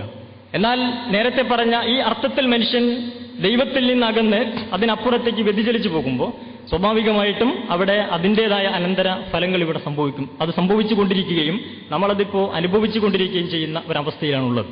ഏതായാലും വേദങ്ങൾ സാക്ഷ്യപ്പെടുത്തിയിട്ടുള്ള ഈ പ്രപഞ്ചത്തെ സൃഷ്ടിച്ച് സംവിധാനിച്ച അങ്ങനെ ഒരു മഹാശക്തിയെക്കുറിച്ച് പറയുമ്പോൾ ആ ദൈവത്തെ യഥാർത്ഥത്തിൽ നമ്മൾ അറിയേണ്ടതില്ലേ? അതാണ് ദൈവം എന്ന് പറയുമ്പോൾ അത് മുസ്ലിമിന്റെ ദൈവമല്ല, മുസ്ലിമിന്റെയോ ക്രിസ്ത്യാനിയുടെയോ ഹിന്ദുവിന്റെയോ മാത്രം ദൈവം എന്ന അർത്ഥത്തിലല്ല, പ്രപഞ്ചത്തിന്റെ ഉടമസ്ഥനായ ദൈവം. അങ്ങനെ ഒരു ദൈവം ഉണ്ട് എന്ന് പറയുമ്പോൾ അതിനെക്കുറിച്ച് ആ ദൈവത്തെ നമ്മൾ അറിയേണ്ടതുണ്ട്. ദൈവം എന്തിനു നമ്മളെ സൃഷ്ടിച്ചു എന്ന് നമ്മൾ അറിയേണ്ടതില്ലേ? അറിയേണ്ടതുണ്ട്. അതിന് വേദഗ്രന്ഥങ്ങൾ നമ്മൾ പരിശോധിച്ചാൽ ആ ദൈവത്തെ അറിയണമെങ്കിൽ, സൃഷ്ടാവിനെ അറിയണമെങ്കിൽ സൃഷ്ടികളെ നോക്കി ചിന്തിക്കണമെന്നാണ്. പടച്ചവനെ അറിയണമെങ്കിൽ പടപ്പുകളെ നോക്കി വായിക്കണമെന്നാണ്. കവിയെ അറിയാൻ കവിത വായിക്കുന്നത് പോലെ ഈ പ്രപഞ്ചമാകുന്ന യന്ത്രശാലയെ നോക്കി നമ്മൾ ചിന്തിക്കുമ്പോൾ ഇവിടെ സൃഷ്ടിക്കപ്പെട്ട ഓരോ അണുമുതൽ അണ്ടകടാഹം മുഴുവൻ നമ്മളെടുത്ത് പരിശോധിക്കുമ്പോൾ എല്ലാം സൃഷ്ടിക്കപ്പെട്ടതിന്റെ പിന്നിൽ ചില ഉദ്ദേശങ്ങൾ നമുക്ക് കാണാൻ പറ്റും. അവയെല്ലാം തന്നെ കൃത്യമായി അവയിൽ അർപ്പിതമായ ധർമ്മം നിർവഹിക്കുന്നത് കൊണ്ടാണ് ഈ പരിപാടി പോലും ഇവിടെ നടന്നു പോകുന്നത്. ഈ പ്രകൃതിയിൽ ഒരു ചെടി പോലും നിലനിൽക്കണമെങ്കിൽ പ്രപഞ്ചം മുഴുവൻ സഹകരിക്കണമെന്നാണ്. പ്രപഞ്ചത്തിന്റെ മുഴുവൻ സഹകരണത്തോടു കൂടിയാണ് ഈ ഓഡിറ്റോറിയത്തിൽ നമ്മളുടെ ഈ പരിപാടി നടക്കുന്നത്. ആ അർത്ഥത്തിലാണ് പ്രപഞ്ചത്തെ സംവിധാനിച്ചിരിക്കുന്നത് എന്നർത്ഥം. ഇവിടെ പ്രത്യക്ഷത്തിൽ കാണുന്ന സൂര്യനും അതുപോലെ തന്നെ വായുവും വെള്ളവും ഇങ്ങനെ തുടങ്ങിയ നമ്മൾ അനുഭവിക്കുന്ന ഒരുപാട് അനുഗ്രഹങ്ങളുണ്ട്. അതിനപ്പുറത്ത് നഗ്നനേത്രങ്ങൾ കൊണ്ട് കാണാൻ കഴിയാത്ത, പ്രത്യക്ഷത്തിൽ ചിലപ്പോൾ നമുക്ക് ഉപദ്രവകരമായി തോന്നുന്ന ചെറിയ ചെറിയ ബാക്ടീരിയകളെ പോലുള്ള ജീവികൾ പോലും മഹത്തായ ധർമ്മം നിർവഹിക്കുന്നത് നമുക്ക് കാണാൻ പറ്റും. അതിന് ചെറിയൊരു ഉദാഹരണത്തിലൂടെ സൂചിപ്പിച്ചു കഴിഞ്ഞാൽ, നമ്മുടെ ശരീരത്തിലൊക്കെ ഒരു മുറിവ് പറ്റിക്കഴിഞ്ഞാൽ അത് പഴുക്കുന്നതിനും മറ്റും കാരണമായി തീരുന്നത് ബാക്ടീരിയകളെ പോലുള്ള ചെറുജീവികളുടെ പ്രവർത്തന ഫലമായിട്ടാണ്. അതാ അർത്ഥത്തിൽ നമുക്ക് ഉപദ്രവകരമാണ്. പക്ഷേ ആ ബാക്ടീരിയകളെ പോലുള്ള ചെറുജീവികൾ ഇല്ലായിരുന്നുവെങ്കിൽ നമ്മളൊന്ന് സങ്കല്പിച്ച് നോക്കുക, ഈ ഭൂമിയിൽ ആദ്യം മരിച്ചു വീണ മനുഷ്യന്റെ ശവശരീരം ഇപ്പോഴും ഇവിടെ കേടുകൂടാതെ കിടക്കുമായിരുന്നു. ഒരു മരത്തിൽ നിന്ന് ആദ്യമായി ഈ ഭൂമിയിലേക്ക് ഞെട്ടറ്റ് വീണ ഇല ഇപ്പോഴും ഈ ഭൂമിയിൽ കേടുകൂടാതെ കിടക്കുമായിരുന്നു. അതായിരുന്നു അവസ്ഥ എങ്കിൽ നമ്മളുടെ ഈ പരിപാടി ഇവിടെ നടക്കുമായിരുന്നില്ല. കാരണം ഭൂമിയിൽ ജീവിക്കാൻ നമുക്ക് ഇടം കിട്ടുമായിരുന്നില്ല. ഭൂമി എന്നോ ശവങ്ങൾ കൊണ്ട് നിറയുമായിരുന്നു. അതിനർത്ഥം സൂര്യനും വായുവും വെള്ളവുമൊക്കെ നമ്മളുടെ നിലനിൽപ്പിന് എത്രത്തോളം മഹത്തായ ധർമ്മം നിർവഹിക്കുന്നുവോ എന്നതുപോലെ ബാക്ടീരിയകളെ പോലുള്ള ചെറുജീവികൾക്ക് പോലും മഹത്തായ ധർമ്മം നിർവഹിക്കാനുണ്ട് എന്നാണ് നമുക്ക് മനസ്സിലാക്കാൻ പറ്റുക. അതിനർത്ഥം അണു മുതൽ അണ്ടകടാഹം മുഴുവനും കൃത്യമായ ചില ധർമ്മം നിർവഹിച്ചുകൊണ്ടാണ് ഇവിടെ നിലനിൽക്കുന്നത്. ആ അർത്ഥത്തിൽ സൃഷ്ടിക്കപ്പെട്ട ഓരോ അസ്തിത്വത്തെ നമ്മളെടുത്ത് പരിശോധിച്ചാലും ആ ധർമ്മം നിർവഹിക്കത്തക്ക വിധത്തിൽ അത് ആസൂത്രണം ചെയ്തിരിക്കുന്നു എന്ന് നമുക്ക് കാണുവാൻ പറ്റും. ഉദാഹരണം പറഞ്ഞാൽ സൂര്യൻ നമുക്കൊരു വലിയ അനുഗ്രഹമാണ്. സൂര്യൻ നമുക്കൊരു അനുഗ്രഹമാകുന്നത് സൂര്യനുണ്ട് എന്നതുകൊണ്ടല്ല, അതിനു പകരം സൂര്യൻ ഒരു നിശ്ചിത സ്ഥാനത്തുണ്ട് എന്നതുകൊണ്ടാണ്. സൂര്യനുണ്ട് എന്നതുകൊണ്ടല്ല സൂര്യൻ അനുഗ്രഹമാകുന്നത്, അതൊരു നിശ്ചിത സ്ഥാനത്തുണ്ട് എന്നതുകൊണ്ടാണ്. സൂര്യൻ കുറെ താഴെയായിരുന്നുവെങ്കിൽ ഇതെല്ലാം കത്തിക്കരിഞ്ഞു പോകുമായിരുന്നു. സൂര്യൻ മറ്റ് നക്ഷത്രങ്ങളുടെ കൂട്ടത്തിലായിരുന്നുവെങ്കിൽ ഈ ഭൂമിയിൽ ജീവിക്കാൻ പ്രകാശം ലഭിക്കുമായിരുന്നില്ല. ഞാൻ ഇത്ര അകലത്തിൽ നിന്നാലേ എന്റെ പ്രകാശം ഇവിടുത്തെ ജീവജാലങ്ങൾക്ക് ഉപയോഗിക്കാൻ പറ്റൂ എന്ന് ചിന്തിക്കാൻ സൂര്യന് കഴിയില്ല. ഭൂമിക്ക് അതിനെക്കുറിച്ചൊരു ബോധവുമില്ല. എന്നിരിക്കെ ആവശ്യാനുസൃതം ഈ അകലം നിശ്ചയിച്ചതിന്റെ പിന്നിലെ ബോധം ഏതാണ്, ബുദ്ധി ഏതാണ്? അവിടെയാണ് ആസൂത്രകനെ ഒരു സൃഷ്ടിപ്പ് മാത്രമല്ല ആസൂത്രണവും നമ്മൾ കാണുകയാണ്. എന്നതുപോലെ തന്നെ ആ സൂര്യനിൽ നിന്ന് ഭൂമിയിലേക്ക് അൾട്രാവയലറ്റ് രശ്മികളെ പോലുള്ള ഗാമരശ്മികളെ പോലുള്ള മാരക വിഷമുള്ള പല രശ്മികളും കടന്നു വരുന്നുണ്ട് എന്നാണ്. പക്ഷെ അത് നേരെ ഭൂമിയിൽ വന്ന് പതിച്ചാൽ ഈ ഭൂമിയിൽ മനുഷ്യൻ ജീവിക്കാൻ കഴിയില്ല. അതുകൊണ്ട് അതിനെ തടയാൻ വേണ്ടി അന്തരീക്ഷത്തിൽ ഓസോൺ പാളി എന്നൊരു സംവിധാനമുണ്ട്. നമ്മളിപ്പോൾ പത്രത്തിലൊക്കെ വായിക്കാറുണ്ട് അതിന് വിള്ളലുകൾ വന്നുകൊണ്ടിരിക്കുന്നു എന്ന്. എന്നാൽ ഓസോൺ പാളി എന്ന ഒരു രക്ഷാകവചമുണ്ട്. ആ ഓസോൺ പാളിയുടെ നിലനിൽപ്പിന്റെ പിന്നിലൊരു ഉദ്ദേശമുണ്ട്. പക്ഷെ ഓസോൺ പാളിക്ക് സ്വയം ഉദ്ദേശിക്കാൻ കഴിയില്ല, അങ്ങനെ ആയിത്തീരുവാനും സാധ്യമല്ല. അപ്പോൾ ഉദ്ദേശിക്കാൻ കഴിയാത്ത ഒരു അസ്തിത്വം ഉദ്ദേശപൂർവ്വം ആയിത്തീരണമെങ്കിൽ അത് ഉദ്ദേശപൂർവ്വം ആക്കി തീർക്കണം എന്നത് സാമാന്യ ബുദ്ധിയുടെ ഒരു തേട്ടമാണ്. ഉദാഹരണത്തിലൂടെ പറഞ്ഞാൽ ഈ ബിൽഡിങ്ങിന് ഒരു മേൽക്കൂരയുണ്ട്. ഈ മേൽക്കൂര നിലനിൽക്കുന്നതിന്റെ പിന്നിൽ ഒരു ഉദ്ദേശമുണ്ട്. വെയിൽ കൊള്ളാതെ മഴ കൊള്ളാതെ സുരക്ഷിതത്വം നൽകുക എന്ന ഉദ്ദേശം അതിന്റെ പിന്നിലുണ്ട്. പക്ഷേ ഈ മേൽക്കൂരയ്ക്ക് സ്വയം ഉദ്ദേശിക്കാൻ സാധ്യമല്ല. അപ്പൊ സ്വയം ഉദ്ദേശിക്കാൻ സാധ്യമല്ലാത്ത ഈ മേൽക്കൂര ഉദ്ദേശപൂർവ്വം ഇങ്ങനെ ആയിത്തീരണമെങ്കിൽ ഉദ്ദേശപൂർവ്വം ഇങ്ങനെ ആക്കിത്തീർക്കണം എന്നതാണ് സാമാന്യ ബുദ്ധിയുടെ തട്ടം. അതാവുക ഒരു ബാഹ്യ ഇടപെടൽ അനിവാര്യമാണ്. ഈ അർത്ഥത്തിൽ പ്രകൃതിയിലുള്ള ഓരോ സംവിധാനങ്ങൾ നമ്മൾ നോക്കിയാലും എല്ലാം കൃത്യമായ ചില ഉദ്ദേശങ്ങളോടുകൂടിയാണ് നിലകൊള്ളുന്നത്. അവയ്ക്കാകട്ടെ സ്വയം ഉദ്ദേശിക്കാനോട്ട് സാധ്യവുമല്ല. അതുപോലെ തന്നെ നമ്മൾ ഓരോ തലങ്ങളിൽ എടുത്തുകൊണ്ട് കാര്യങ്ങൾ വിശകലനം ചെയ്യുമ്പോൾ ഇപ്പോൾ ഭൂമിക്ക് ഭ്രമണം എന്നൊരു ചലനമുണ്ട്. അതില്ലായിരുന്നെങ്കിൽ ഭൂമിയുടെ ഒരു ഭാഗത്ത് എപ്പോഴും ചുട്ടുകൊള്ളുന്ന വെയിലും മറുഭാഗത്ത് മഞ്ഞു മൂടിക്കിടക്കുന്ന അവസ്ഥയുമാണ് സംഭവിക്കുക. രാപ്പകലുകൾ മാറി മാറി വരാനുള്ള കാരണം ഭ്രമണം എന്ന ചലനമാണ്. അതിന്റെ പിന്നിലും ഒരു ഉദ്ദേശമുണ്ട്. അപ്പോഴേ ജീവജാലങ്ങൾക്ക് ഇവിടെ നിലനിൽക്കാൻ കഴിയൂ. ഇങ്ങനെ എവിടെ നോക്കിയാലും എല്ലാത്തിന്റെയും പിന്നിൽ ചില കൃത്യമായ ഉദ്ദേശങ്ങൾ നമുക്ക് കണ്ടെത്താൻ കഴിയും. വിശുദ്ധ ഖുർആനിൽ ഒരു ഭാഗത്ത് പറയുന്നുണ്ട്, ഇന്ന ഫീ ഖൽഖി സമാവാതി വൽ അർദ് വഖ്തിലാഫിൽ ലൈലി വൻ നഹാർ ലആയാത്തിൻ ലിഉലിൽ അൽബാബ്. ആകാശഭൂമികളുടെ സൃഷ്ടിപ്പിലും രാപ്പകലുകൾ മാറി മാറി വരുന്നതിലുമൊക്കെ ചിന്തിക്കുന്നവർക്ക് കുറിമാനങ്ങളുണ്ട്, ചിന്തിക്കുന്നവർക്ക് ദൃഷ്ടാന്തങ്ങളുണ്ട്, തെളിവുകളുണ്ട്. അപ്പൊ ഈ പ്രകൃതിയിൽ കാണുന്ന ഓരോ പ്രതിഭാസങ്ങളെ നമ്മളെടുത്ത് വായിച്ചു നോക്കുമ്പോഴും അതിന്റെ പിന്നിലുള്ള ഒരു ആസൂത്രകന്റെ സാന്നിധ്യം, ഒരു സൃഷ്ടാവിന്റെ സാന്നിധ്യത്തെ, ബുദ്ധിപരമായ ഒരു ഇടപെടൽ നമ്മൾ അവിടെയൊക്കെ കണ്ടെത്തുകയാണ്. ഇതേപോലെ തന്നെ നമുക്കറിയാം, ഭൂമിയിൽ ജീവിക്കണമെങ്കിൽ ഏറ്റവും അനിവാര്യമായ ഒരു ഘടകമാണ് വെള്ളം. ഭൂമിയുടെ ഏതാണ്ട് 71% സമുദ്രമാണ് എന്നാണ്. കടലിൽ വെള്ളം ഉണ്ടായതുകൊണ്ട് പക്ഷേ കരയിൽ ജീവിക്കാൻ കഴിയില്ല. കടലിൽ നിന്ന് ആ ഉപ്പ് വെള്ളം ശുദ്ധവെള്ളമായി കരയിലേക്ക് അടിച്ചു കയറ്റേണ്ടതുണ്ട്. അതിനൊരു ജലസേചന പരിപാടി ആവശ്യമുണ്ട്. ഈ പ്രകൃതിയിൽ വളരെ മനോഹരമായ ഒരു ജലസേചന പരിപാടി നമ്മൾ കാണുന്നു, മഴ എന്ന പേരിൽ. മഴ പെയ്യുന്നത് മഴയ്ക്ക് വേണ്ടിയല്ല, ഇവിടുത്തെ ജീവജാലങ്ങളുടെ നിലനിൽപ്പിന് വേണ്ടിയാണ്. ഇവിടുത്തെ ജീവജാലങ്ങൾക്ക് നിലനിൽക്കണമെങ്കിൽ മഴ വേണമെന്നും അതുകൊണ്ട് മഴ പെയ്യാൻ ആസൂത്രണം ചെയ്യാൻ മഴയുടെ പിന്നിൽ പ്രവർത്തിക്കുന്ന ഒരു ഘടകങ്ങൾക്കും സാധ്യമല്ല. അപ്പൊ മഴയുടെ പിന്നിലുള്ള ഘടകങ്ങൾ നമുക്കറിയാം, ഒന്ന് സമുദ്രജലമാണ്, മറ്റൊന്ന് നീരാവിയാണ്, മറ്റൊന്ന് സൂര്യപ്രകാശമാണ്, മറ്റൊന്ന് കാറ്റാണ്, കാർമേഘങ്ങളാണ്. ഇവയ്ക്കൊന്നും സ്വയം ഉദ്ദേശിക്കുവാനോ ആസൂത്രണം ചെയ്യാനോ സാധ്യമല്ല. അപ്പൊ സ്വയം ഉദ്ദേശിക്കാൻ കഴിയാത്ത കുറെ ഘടകങ്ങൾ കൂടിച്ചേർന്നുകൊണ്ട് ഉദ്ദേശപൂർവ്വം ഒരു പ്രക്രിയ നടക്കണമെങ്കിൽ അത് ഉദ്ദേശപൂർവ്വം ആസൂത്രണം ചെയ്യേണ്ടതുണ്ട് എന്നത് സാമാന്യ ബുദ്ധിയുടെ താല്പര്യമാണ്. അതിന്റെ വിതരണത്തിൽ പോലും ക്രമമുണ്ട് എന്നാണ്. മഴയുടെ വിതരണത്തിൽ പോലുമുണ്ട് ക്രമം. ഭൂമിയുടെ പ്രകൃതിയുടെ അവസ്ഥയ്ക്കനുസരിച്ച് ഗൾഫ് നാടുകളിൽ മഴ വർഷിക്കുന്നത് പോലെയല്ല ഇന്ത്യയിൽ മഴ വർഷിക്കുന്നത്. ഇന്ത്യയിൽ മഴ വർഷിക്കുന്ന തോതിൽ ഗൾഫ് നാടുകളിൽ മഴ വർഷിച്ചാൽ അവിടെ വെള്ളപ്പൊക്കമുണ്ടാകും. കാരണം വെള്ളം ഭൂമിയിലേക്ക് ആണ്ടുപോവുകയില്ല, പരന്ന പ്രദേശമാണ്, എളുപ്പത്തിൽ അവിടെ നാശം സംഭവിക്കും. അവിടെ പെയ്യുന്നത് പോലെയാണ് ഇവിടെ മഴ പെയ്യുന്നതെങ്കിൽ ഇവിടുത്തെ ജീവജാലങ്ങൾക്ക് നിലനിൽക്കാൻ കഴിയില്ല. അപ്പോൾ ഒരു കർഷകന് വ്യത്യസ്ത കൃഷിയുണ്ടെങ്കിൽ ആവശ്യാനുസൃതം ജലസേചനം ചെയ്യുന്നത് പോലെ അല്ലെ, പ്രകൃതിയിൽ ഇതിന്റെ ഈ മഴയുടെ വിതരണത്തിൽ പോലും കൃത്യമായ ഒരു ആസൂത്രണം നമ്മൾ കാണുകയാണ്. എവിടെ നോക്കിയാലും ഈ അർത്ഥത്തിലുള്ള ആസൂത്രണം നമ്മൾ കാണുന്നുണ്ട്. അതെത്ര പറഞ്ഞാലും അവസാനിക്കാത്ത വിധം നമുക്ക് പറയാം. ഇനി ജീവജാലങ്ങളൊക്കെ എടുത്തു നോക്കിയാൽ നമുക്ക് കാണുവാൻ പറ്റും. ഓരോ സൃഷ്ടികളെ എടുത്തു നോക്കുക. അല്ലെ, ഒരു കോഴി മുട്ടയിട്ട് കഴിഞ്ഞാൽ മുട്ടക്കടയിരുന്നാലേ മുട്ട വിരിഞ്ഞ് കുഞ്ഞുങ്ങൾ പുറത്തു വരൂ എന്ന അറിവ് കോഴിക്ക് നൽകുകയാണ്. എവിടുന്നാണ് ഈ അറിവ് കിട്ടുന്നത്? മുട്ട വിരിഞ്ഞ് പുറത്തു വരുന്ന കോഴിക്കുഞ്ഞിനെ ധാന്യമടയും മണലും കണ്ടാൽ തിരിച്ചറിയുകയാണ്. എവിടുന്നാണ് ഈ തിരിച്ചറിവ് കിട്ടുന്നത്? ചളിക്കുണ്ടിൽ വളരുന്ന ഒരു കൂത്താടി, ഒരു ലാർവ കൊതുകായി പറക്കുന്നതോടുകൂടി, അവൻ ചിറകാർന്ന് പറക്കുന്നതോടുകൂടി ഒരു മനുഷ്യനെ കണ്ടു കഴിഞ്ഞാൽ ആ മനുഷ്യന്റെ തൊലിക്കുള്ളിൽ എനിക്കുള്ള ഭക്ഷണമുണ്ടെന്ന അറിവോടുകൂടിയാണ് പിറക്കുന്നത്. കൊതുകിന് എവിടുന്നാണ് ഈ അറിവ് ലഭിക്കുന്നത്?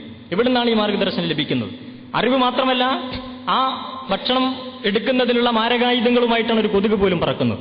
ഒരു കൊതുകിന് പോലും പറക്കണമെങ്കിൽ ഒരുപാട് ആസൂത്രണങ്ങൾ ആവശ്യമാണെന്നാണ്. അതിന്റെ ചെറിയ 2 ചിറകുകൾ പോലും ഒന്ന് വലുതും ഒന്ന് ചെറുതായി പോയാൽ പറക്കാൻ കഴിയില്ല. അതുകൊണ്ടാണ് പക്ഷികളെയൊക്കെ കിട്ടിയാൽ കുട്ടികൾ സാധാരണ അതിന്റെ ഒരു ചിറക് കുത്തിക്കളയും. കാരണം 2 ചിറകും ഒരേ വലിപ്പത്തിലാണെങ്കിൽ പറക്കാൻ കഴിയും. എന്നാൽ അവിടെ പോലും യഥാർത്ഥത്തിൽ പക്ഷികളുടെ ആവശ്യത്തിന് വേണ്ടിയുള്ള ആസൂത്രണം നടന്നിരിക്കുന്നു എന്നുള്ളതാണ്. എവിടെ നോക്കിയാലും ബുദ്ധിപരമായ ഒരു ഇടപെടൽ, ബോധപൂർവമായ ഒരു ഇടപെടൽ നമുക്ക് കണ്ടെത്തുവാൻ കഴിയും. അങ്ങനെ എവിടേക്ക് നോക്കി ചിന്തിച്ചാലും, സൃഷ്ടികളെ നോക്കി ചിന്തിക്കുമ്പോൾ സൃഷ്ടാവിനെ അറിയാൻ മനുഷ്യന് കഴിയും എന്നതാണ്. സൃഷ്ടാവിന്റെ 3 തലങ്ങൾ അതിലൂടെ കണ്ടെത്താൻ കഴിയുമെന്നത്. ഒന്ന് സൃഷ്ടാവിന്റെ അസ്തിത്വം, മറ്റൊന്ന് സൃഷ്ടാവിന്റെ മഹത്വം, മറ്റൊന്ന് സൃഷ്ടാവിന്റെ ഏകത്വം. ഇത് 3ഉം സൃഷ്ടികളെ നോക്കി ചിന്തിക്കുമ്പോൾ മനുഷ്യന് കണ്ടെത്താൻ കഴിയും. ഇനി വിശുദ്ധ ഖുർആനിൽ ഒരു ഭാഗത്ത് പറയുന്നുണ്ട്, നിങ്ങൾ ദൈവത്തെ അറിയണമെങ്കിൽ, സാധാരണഗതിയിൽ നമ്മൾ ഇന്ന് ആരാധനാലയങ്ങളോടനുബന്ധിച്ചാണ് ദൈവത്തെ കാണുന്നത്. യഥാർത്ഥത്തിൽ ദൈവത്തെ അറിയണമെങ്കിൽ അങ്ങനെ ഒന്നും ചെയ്യേണ്ടതില്ല എന്ന്. വഫി അംഫുസികും അഫ്ലാ തബ്സിറൂൻ, നിങ്ങൾ ചിന്തിക്കുന്നില്ലേ, നിങ്ങളിൽ തന്നെയുണ്ട് തെളിവുകൾ. ദൈവത്തെ അറിയണമെങ്കിൽ നിങ്ങളിൽ തന്നെയുണ്ട് ദൃഷ്ടാന്തങ്ങൾ. മാതാവിന്റെ ഗർഭാശയമാകുന്ന ഒരു ചെറിയ ഇരുട്ടറയിൽ വളർന്നുകൊണ്ടിരിക്കെ, നമുക്കൊക്കെ അങ്ങനെ ഒരു ഘട്ടം ഉണ്ടായിരുന്നു. മാതാവിന്റെ ഗർഭാശയമാകുന്ന ആ കൊച്ചി ഇരുട്ടറയിൽ ആരോരും അറിയാതെ വളർന്നുകൊണ്ടിരിക്കുന്ന ഒരു സന്ദർഭം. ആ ഇരുട്ടറയിൽ വളരുന്ന സമയത്താണ്, വെളിച്ചം കിടക്കാത്ത ഇരുട്ടറയിൽ വളരുമ്പോൾ വെളിച്ചത്തിൽ കാണാവുന്ന കണ്ണുകൾ രൂപപ്പെടുകയാണ്. പുറത്തിറങ്ങിയാൽ കാണാൻ വേണ്ടിയാണ് അകത്ത് വെച്ച് കണ്ണുണ്ടാവുന്നത്. പക്ഷെ പുറത്തിറങ്ങിയാൽ കാണേണ്ടി വരുമെന്ന വിവരം അകത്ത് വളരുന്ന കുഞ്ഞിലില്ല.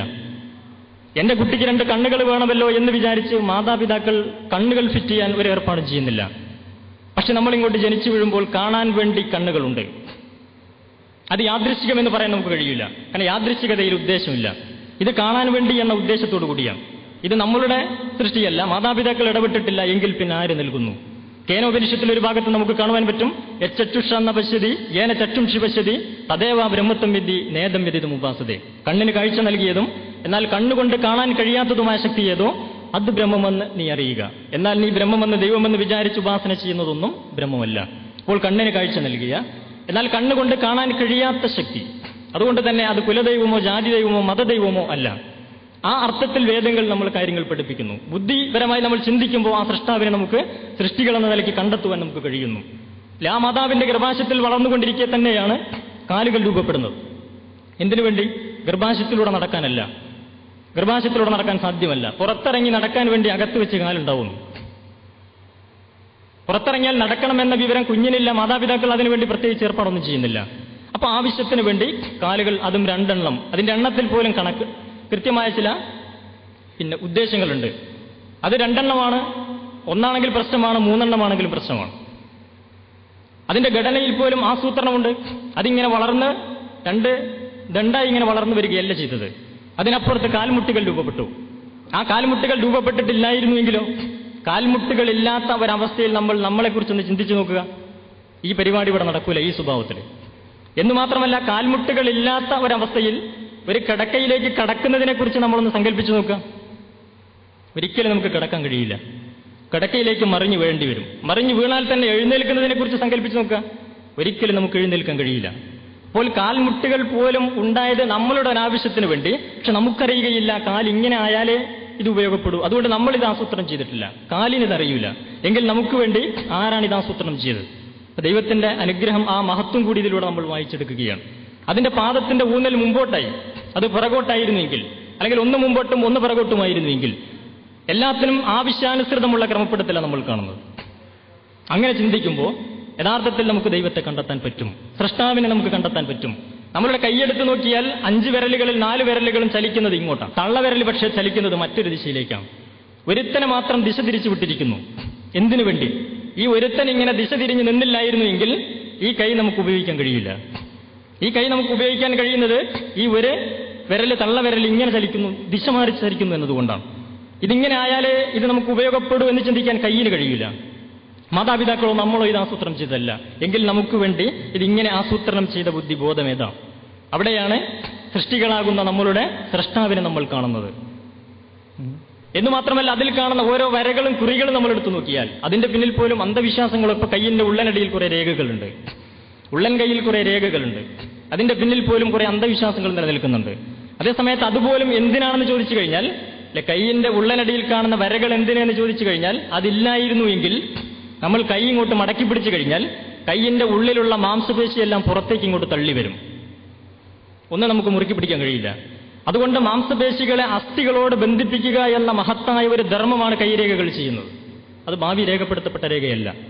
അങ്ങനെ ഒരു മഹത്തായ കുരങ്ങുകൾക്കുമുണ്ട് ഇത് എന്ന് പറഞ്ഞാൽ അത് മനുഷ്യനെ ഓരോ സ്ഥലങ്ങളിലും രൂപപ്പെട്ടു വന്നിട്ടുള്ള എല്ലാത്തിന്റെയും പിന്നിൽ ഉദ്ദേശമുള്ളതുപോലെ കൈരേഖകൾ രൂപപ്പെട്ടതിന്റെ പിന്നിലും ഉദ്ദേശമുണ്ട് എന്ന് പറഞ്ഞാൽ ഓരോ കോശങ്ങൾക്കും ഓരോ രോമങ്ങൾക്കും ധർമ്മങ്ങളുണ്ട്.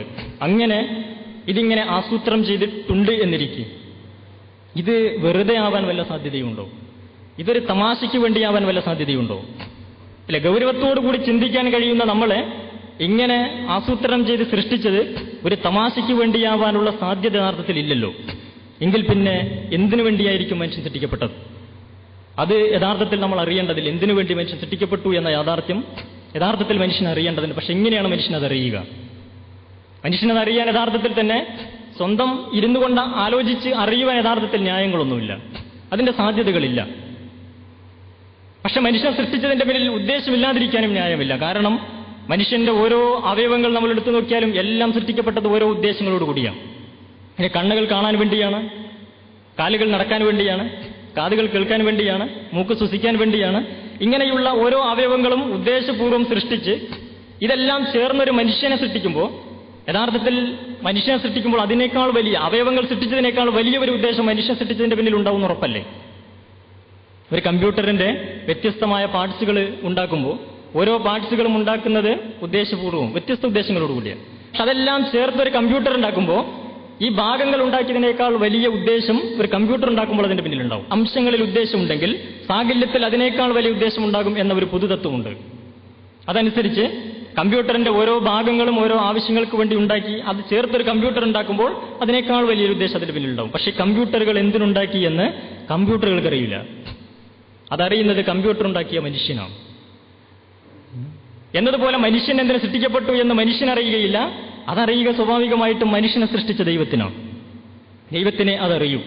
എങ്കിൽ എന്തിനാണ് മനുഷ്യൻ സൃഷ്ടിക്കപ്പെട്ടത് എന്നത് മനുഷ്യന് ദൈവം പറഞ്ഞു കൊടുക്കേണ്ടതില്ലേ? മറ്റു ചരാചരങ്ങൾക്കെല്ലാം അവയുടെ ധർമ്മം നിശ്ചയിച്ചു കൊടുത്തതായി നമ്മൾ കാണുന്നു. അല്ലെ, വായുവിന്റെ ധർമ്മം അതിന്റെ പ്രകൃതിയിൽ നിശ്ചയിച്ചു കൊടുത്തിട്ടുണ്ട്. സൂര്യന്റെ ധർമ്മം അതിന്റെ പ്രകൃതിയിൽ നമുക്ക് കാണാം.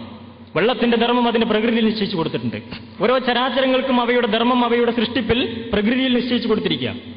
നമ്മുടെ ശരീരത്തിലേക്ക് തന്നെ നോക്കുക. ഹൃദയമെന്ന അവയവം ഒരു മഹത്തായ ധർമ്മം ഇവിടെ നിർവഹിച്ചുകൊണ്ടിരിക്കുക. നമ്മൾ അറിയുന്നില്ല. പക്ഷെ അതിന്റെ പ്രകൃതം അനുസരിച്ച് ദൈവം സൃഷ്ടിച്ചപ്പോൾ തന്നെ അതിനൊരു ധർമ്മം നിശ്ചയിച്ചു കൊടുത്തിട്ടുണ്ട്. അതേ ശരീരത്തിലുള്ള വൃക്കകൾ നോക്കുക. തൊട്ട് താഴെ ഇരുന്നു കൊണ്ട് അതിന്റെ പ്രകൃതം അനുസരിച്ച് വലിയ ധർമ്മം നിർവഹിച്ചുകൊണ്ടിരിക്കുക. ഇങ്ങനെ എല്ലാ ചരാചരങ്ങളെയും സൃഷ്ടിച്ചതോടൊപ്പം ദൈവം അവയ്ക്ക് ധർമ്മവും നിശ്ചയിച്ചു കൊടുത്തു. എങ്കിൽ ഈ മനുഷ്യനും ഒരു ധർമ്മം നിശ്ചയിച്ചു തരേണ്ട ബാധ്യത ദൈവത്തിനില്ലേ?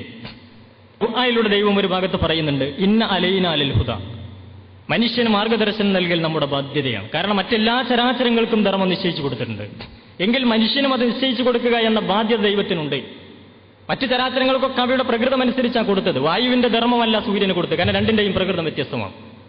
ഹൃദയത്തിന്റെ ധർമ്മമല്ല വൃക്കകൾക്ക് കൊടുത്തത്, രണ്ടിന്റെയും പ്രകൃതം വ്യത്യസ്തമാണ്.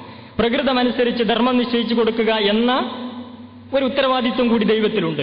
എങ്കിൽ മനുഷ്യന്റെ പ്രകൃതം അനുസരിച്ച് അവന് ധർമ്മം നിശ്ചയിച്ചു കൊടുക്കുക എന്ന ബാധ്യത ദൈവത്തിലുണ്ട്. ദൈവം അത് പറയുകയും ചെയ്തിട്ടുണ്ട്. മാത്രമല്ല അത് നിർവഹിച്ചിട്ടുമുണ്ട് എന്ന മനുഷ്യന്റെ പ്രകൃതം അനുസരിച്ച്. മനുഷ്യന്റെ മറ്റ് ചരാചരങ്ങളിൽ നിന്ന് വ്യത്യസ്തമായ പ്രധാനപ്പെട്ട ഒരു സവിശേഷതയാണ് അല്ലെ ഒരാശയത്തിന് വേണ്ടി മരിക്കാൻ കഴിയുന്ന ജീവി എന്നത്. ആശയത്തിന് വേണ്ടി മരിക്കാൻ കഴിയുന്ന ജീവിയാണ് മനുഷ്യൻ. അതിനർത്ഥം മനുഷ്യന് ജീവിക്കണമെങ്കിൽ ഏതോ അർത്ഥത്തിൽ ചില ആശയങ്ങൾ ആവശ്യമാണ്. അതുകൊണ്ട് ചിന്തിക്കാൻ കഴിവുള്ള ബുദ്ധിയുള്ള മനുഷ്യന് സൂര്യന് ധർമ്മം നിശ്ചയിച്ചു കൊടുത്തതുപോലെ, വെള്ളത്തിന് ധർമ്മം നിശ്ചയിച്ചു കൊടുത്തതുപോലെ, വൃക്കയ്ക്കും ഹൃദയത്തിനും ധർമ്മം നിശ്ചയിച്ചു കൊടുത്തതുപോലെ അല്ല ധർമ്മം നിശ്ചയിച്ചു കൊടുക്കേണ്ടത്. അവന് ധർമ്മം നിശ്ചയിച്ചു കൊടുക്കേണ്ടത് ആശയതലത്തിലാണ്. അതുകൊണ്ട് ദൈവം പ്രവാചകന്മാരെ നിയോഗിച്ചുകൊണ്ട് വേദഗ്രന്ഥങ്ങൾ നൽകിക്കൊണ്ട് ആശയതലത്തിൽ മാർഗദർശനം നൽകിയിരിക്കുന്നു എന്നാണ്. ഖുർആൻ ഒരു ഭാഗത്ത് പറയുന്നുണ്ട്, വലഖദ് ബഅസ്നാ ഫീ കുല്ലി ഉമ്മത്തിൻ റസൂലൻ. എല്ലാ സമൂഹങ്ങളിലേക്കും നാം ദൈവദൂതന്മാരെ നിയോഗിച്ചിട്ടുണ്ട് എന്നാണ്. ദൈവത്തിന്റെ ഇച്ഛ മനുഷ്യനെ പഠിപ്പിക്കാൻ, മനുഷ്യന്റെ ധർമ്മം എന്ത് ഭൂമിയിൽ എന്ന് പഠിപ്പിക്കാൻ എല്ലാ സമൂഹങ്ങളിലേക്കും പ്രവാചകന്മാരെ നിയോഗിച്ചിട്ടുണ്ട് എന്ന്. അങ്ങനെ നിയോഗിക്കപ്പെട്ട പ്രവാചകന്മാരുടെ കൂട്ടത്തിൽ അവസാനമായി നിയോഗിക്കപ്പെട്ട പ്രവാചകനാണ് മുഹമ്മദ് നബി എന്നാണ്. ആ പ്രവാചകന് തൊട്ട് മുമ്പ് വന്ന പ്രവാചകനായിരുന്നു ബൈബിൾ പറയുന്ന യേശു ക്രിസ്തു, ഖുർആൻ പറയുന്ന ഈസാ നബി. അതിന് തൊട്ട് മുമ്പ് വന്നൊരു പ്രവാചകനായിരുന്നു മൂസാ പ്രവാചകൻ, ഖുർആൻ പറയുന്ന മൂസാ നബി. അതിന് തൊട്ടു മുമ്പ് വന്ന ഒരു പ്രവാചകനായിരുന്നു ഖുർആൻ പറയുന്ന ഇബ്രാഹിം നബി, ബൈബിൾ പറയുന്ന അബ്രഹാം പ്രവാചകൻ. ഇങ്ങനെ ലോകത്തിന്റെ പല ഭാഗങ്ങളിലുമായി ഏതാണ്ട് 1,24,000-ലധികം പ്രവാചകന്മാരെ നിയോഗിച്ചിട്ടുണ്ട് എന്നൊക്കെ പഠിപ്പിക്കപ്പെടുന്നുണ്ട്. ഒരുപക്ഷെ ശ്രീരാമനെ പോലുള്ള, ശ്രീകൃഷ്ണനെ പോലുള്ള, ശ്രീബുദ്ധനെ പോലുള്ള പലരും പ്രവാചകന്മാരിൽപ്പെട്ടവരായിരിക്കാം. പക്ഷേ പിന്നീട് സംഭവിച്ചത് കാലം കുറെ കഴിയുമ്പോൾ പ്രവാചകന്മാരിൽ തന്നെ ദിവ്യത്വം ആരോപിക്കപ്പെട്ടു എന്നാണ്. മഹാന്മാരിലും പ്രവാചകന്മാരിലും ദിവ്യത്വം ആരോപിക്കപ്പെട്ടു. പ്രവാചകന്മാരുടെ അധ്യാപനങ്ങളിൽ നിന്ന് മനുഷ്യൻ പിൽക്കാലഘട്ടത്തിൽ വ്യതിചലനത്തിന് വിധേയമായി പോയി. അങ്ങനെയാണ് പിൽക്കാലഘട്ടത്തിൽ മതങ്ങൾ പോലും രൂപപ്പെട്ടു വരുന്നത് എന്ന. ദൈവം മതമുണ്ടാക്കിയിട്ടില്ല എന്ന. പ്രവാചകന്മാരെ ദൈവം നിയോഗിച്ചത് ഈ ഭൂമിയിൽ എങ്ങനെ ജീവിക്കണം എന്ന് പഠിപ്പിക്കാൻ വേണ്ടിയാണ്. ഈ ഭൂമിയിൽ എങ്ങനെ ജീവിക്കണം എന്ന് പഠിപ്പിക്കാൻ, അവന്റെ ധർമ്മം എന്തെന്ന് പറഞ്ഞു കൊടുക്കാൻ, അവന്റെ ഓരോ ചുവടുവെപ്പുകളിലും പാലിക്കേണ്ട മര്യാദകൾ പറഞ്ഞു കൊടുക്കാൻ. അത് നമ്മളിങ്ങനെ എടുത്ത് വായിച്ചു നോക്കിയാൽ, പരിശോധിച്ചു നോക്കിയാൽ ഓരോ ചുവടുവെപ്പുകളിലും മനുഷ്യൻ പാലിക്കേണ്ട മര്യാദകൾ പന്ത്യപ്രവാചകനായ മുഹമ്മദ് നബിയിലൂടെ പഠിപ്പിക്കപ്പെട്ടതനുസരിച്ച് ഒരാൾ കക്കൂസിലേക്ക് പ്രവേശിക്കുമ്പോൾ ഇടതുകാല് വെച്ച് കയറണമെന്നാണ്. അവിടെ നിന്ന് ഇറങ്ങുമ്പോൾ വലതുകാല് വെച്ച് ഇറങ്ങണമെന്നാണ്. ഒരു വീട്ടിലേക്ക് കയറുമ്പോൾ വലത് വെച്ച് ആണത്രേ കയറേണ്ടത്. വീട്ടിൽ നിന്ന് ഇറങ്ങുമ്പോൾ ഇടതുകാല് വെച്ചാണ് ഇറങ്ങേണ്ടത്. ഒരു വീട്ടിലേക്ക് ചെല്ലുന്ന സമയത്ത് വീട്ടുടമസ്ഥൻ അവിടെ ഇല്ലെങ്കിൽ അനുവാദമില്ലാതെ അകത്ത് പ്രവേശിക്കരുത് എന്നാണ്. പുറത്താളെ കാണുന്നില്ല, അകത്താളുണ്ടെന്ന ധാരണയിൽ നമ്മൾ കോളിംഗ് ബെല്ലടിക്കുന്നു, പ്രതികരണമൊന്നുമില്ലെങ്കിൽ രണ്ടാമതും ബെല്ലടിക്കാം. മൂന്നാമതും ബെല്ലടിച്ചു എന്നിട്ടും പ്രതികരണമില്ലെങ്കിൽ തിരിച്ചു പോരണമെന്നാണ്. പിന്നെ ജനൽ തട്ടി കിളിവാതിൽ തുറന്ന് എത്തി നോക്കാൻ പാടില്ല എന്ന്. അഥവാ എത്തി നോക്കുന്ന സമയത്ത് വീട്ടിൽ ഉടമസ്ഥനുണ്ട് എങ്കിൽ വീട്ടുടമസ്ഥൻ ഒരു കോലെടുത്ത് കുത്തി എത്തി നോക്കിയവന്റെ കണ്ണു പൊട്ടിപ്പോയാൽ വീട്ടുടമസ്ഥൻ കുറ്റവാളിയല്ല എന്ന്. കാരണം ചുഴന്നന്വേഷണം നിഷിദ്ധമാണ്. നിങ്ങളുടെ ഒരു കത്തി എന്റെ കയ്യിൽ കിട്ടിയാൽ ഞാനത് പൊട്ടിച്ചു വായിക്കുന്നത് പാപമാണ്. ഇങ്ങനെ ജീവിതത്തിന്റെ ഓരോ ചുവടുവെപ്പുകളിലും പാലിക്കേണ്ട മര്യാദകളാണ് പ്രവാചകന്മാരോട് ദൈവം പഠിപ്പിച്ചത്. ദൈവത്തിന് ആവശ്യം നേർച്ചകളും വഴിപാടുകളുമല്ലത്രേ. നമ്മളുടെ ജീവിതത്തിന്റെ വിശുദ്ധിയാണത്രേ ദൈവം തേടുന്നത്. ദൈവവിശ്വാസവും മതവിശ്വാസവും തമ്മിലുള്ള വേർതിരിവ് ആരംഭിക്കുന്നത് ഇവിടെ നിന്നാണ്. യഥാർത്ഥത്തിൽ ദൈവ മനുഷ്യനോട് മതാചാരങ്ങൾ എന്ന അർത്ഥത്തിൽ ചില കാര്യങ്ങൾ പറയാനല്ല പ്രവാചകന്മാരെ നിയോഗിച്ചത്. ജീവിതത്തിന്റെ ഓരോ ചുവടുവെപ്പുകളിലും പാലിക്കേണ്ട മര്യാദകൾ പഠിപ്പിക്കാൻ. ഭക്ഷണം കഴിപ്പിക്കുമ്പോൾ വലത് കൈ കൊണ്ട് കഴിക്കണമെന്നാണ്. അത് ദൈവനാമത്തിലാണത്രേ കഴിക്കേണ്ടത്. മാത്രമല്ല കഴിക്കുന്ന ഭക്ഷണം അനുവദനീയമാണോ എന്ന് നോക്കണമെന്നാണ്. കഴിക്കുന്ന ഭക്ഷണം രണ്ട് രീതിയിൽ നിഷിദ്ധമാകാം. ഒന്ന് സ്വയം പ്രകൃതമനുസരിച്ച് ചിലത് നിഷിദ്ധമാണ്, വേറെ ചിലത് വന്ന മാർഗമനുസരിച്ച് അത് നിഷിദ്ധമാകാം. പിടിച്ചുപറിയിലൂടെ, അല്ലെങ്കിൽ ചൂതാട്ടത്തിലൂടെ, അല്ലെങ്കിൽ പലിശയിലൂടെ, അങ്ങനെ തെറ്റായ വഴിയിലൂടെ വന്ന ആഹാരം നിഷിദ്ധമാണ്. എന്നാൽ വേറെ ചിലത് സ്വയം നിഷിദ്ധമായ ആഹാരങ്ങൾ ഉണ്ടാകാം, മനുഷ്യന്റെ പ്രതികൂലമായി ബാധിക്കുന്ന, അഥവാ മനുഷ്യത്വത്തിന്റെ താല്പര്യത്തിന് വിരുദ്ധമായ എല്ലാം നിഷിദ്ധമാണ് എന്ന ആ അർത്ഥത്തിൽ അന്നപാനീയങ്ങളിൽ മുതൽ എല്ലാ കാര്യങ്ങളിലും മനുഷ്യത്വത്തിന്റെ താല്പര്യത്തിന് വിരുദ്ധമായ എല്ലാത്തിനെയും വർജിക്കണമെന്നാണ്. അങ്ങനെ വിശകലനം ചെയ്യുമ്പോൾ സ്വയം നിഷിദ്ധമായ, ഉദാഹരണം പറഞ്ഞാൽ ചായ കുടിക്കാം പക്ഷെ ചാരായം കുടിക്കരുത് എന്ന. ചായ കുടിക്കാം പക്ഷെ ചാരായം കുടിക്കരുത്. ചായ യഥാർത്ഥത്തിൽ നിഷിദ്ധമല്ല, പക്ഷെ ചാരായം നിഷിദ്ധമാണ്. അത് മനുഷ്യത്വത്തിന്റെ താല്പര്യത്തിന് വിരുദ്ധമാണ്. അതേസമയത്ത് ഇതിന്റെ പോലും ഇടപാടിൽ ഇങ്ങനെ വിശകലനം ചെയ്യുമ്പോൾ ഒരാൾ സത്യസന്ധമായി ചാരായ കച്ചവടം ചെയ്യുന്നതും സത്യസന്ധമല്ലാതെ ചായ കച്ചവടം ചെയ്യുന്നതും ഒരുപോലെയാണ്. കാരണം രണ്ടും മനുഷ്യത്വത്തിന്റെ താല്പര്യത്തിന് വിരുദ്ധമാണ്. ഇങ്ങനെ ഓരോ ചുവടുവെപ്പുകളിലും മനുഷ്യത്വത്തിന്റെ താല്പര്യത്തിന്റെ പുലർച്ചയാണ് യഥാർത്ഥത്തിൽ മനുഷ്യ ജീവിതത്തിലൂടെ നടക്കേണ്ടത് എന്ന അതിനുള്ള മാർഗനിർദ്ദേശങ്ങളാണ് പ്രവാചകന്മാരിലൂടെ, വേദഗ്രന്ഥങ്ങളിലൂടെ മനുഷ്യന് നൽകിയിട്ടുള്ളത്. അല്ലെ, അവന്റെ ഇടപെടലുകളിലും അവന്റെ കടപ്പാടുകളുമായി ബന്ധപ്പെട്ട് അങ്ങനെ വ്യക്തി, സാമൂഹ്യ, സാമ്പത്തിക, സാംസ്കാരിക, രാഷ്ട്രീയ മുഴുവൻ മേഖലകളിലും മനുഷ്യൻ പാലിക്കേണ്ട മര്യാദകൾ. അല്ലെ, പ്രവാചകനോട് ഒരിക്കൽ ഒരാൾ വന്ന് ചോദിച്ചു, പ്രവാചകരെ, ഈ ഭൂമിയിൽ എനിക്ക് ഏറ്റവും കൂടുതൽ കടപ്പാടവരോടാണ്. ഉടനെ തന്നെ പ്രവാചകന്റെ മറുപടി, നിനക്ക് നിന്റെ അമ്മയോടാണ്, മാതാവിനോടാണ്.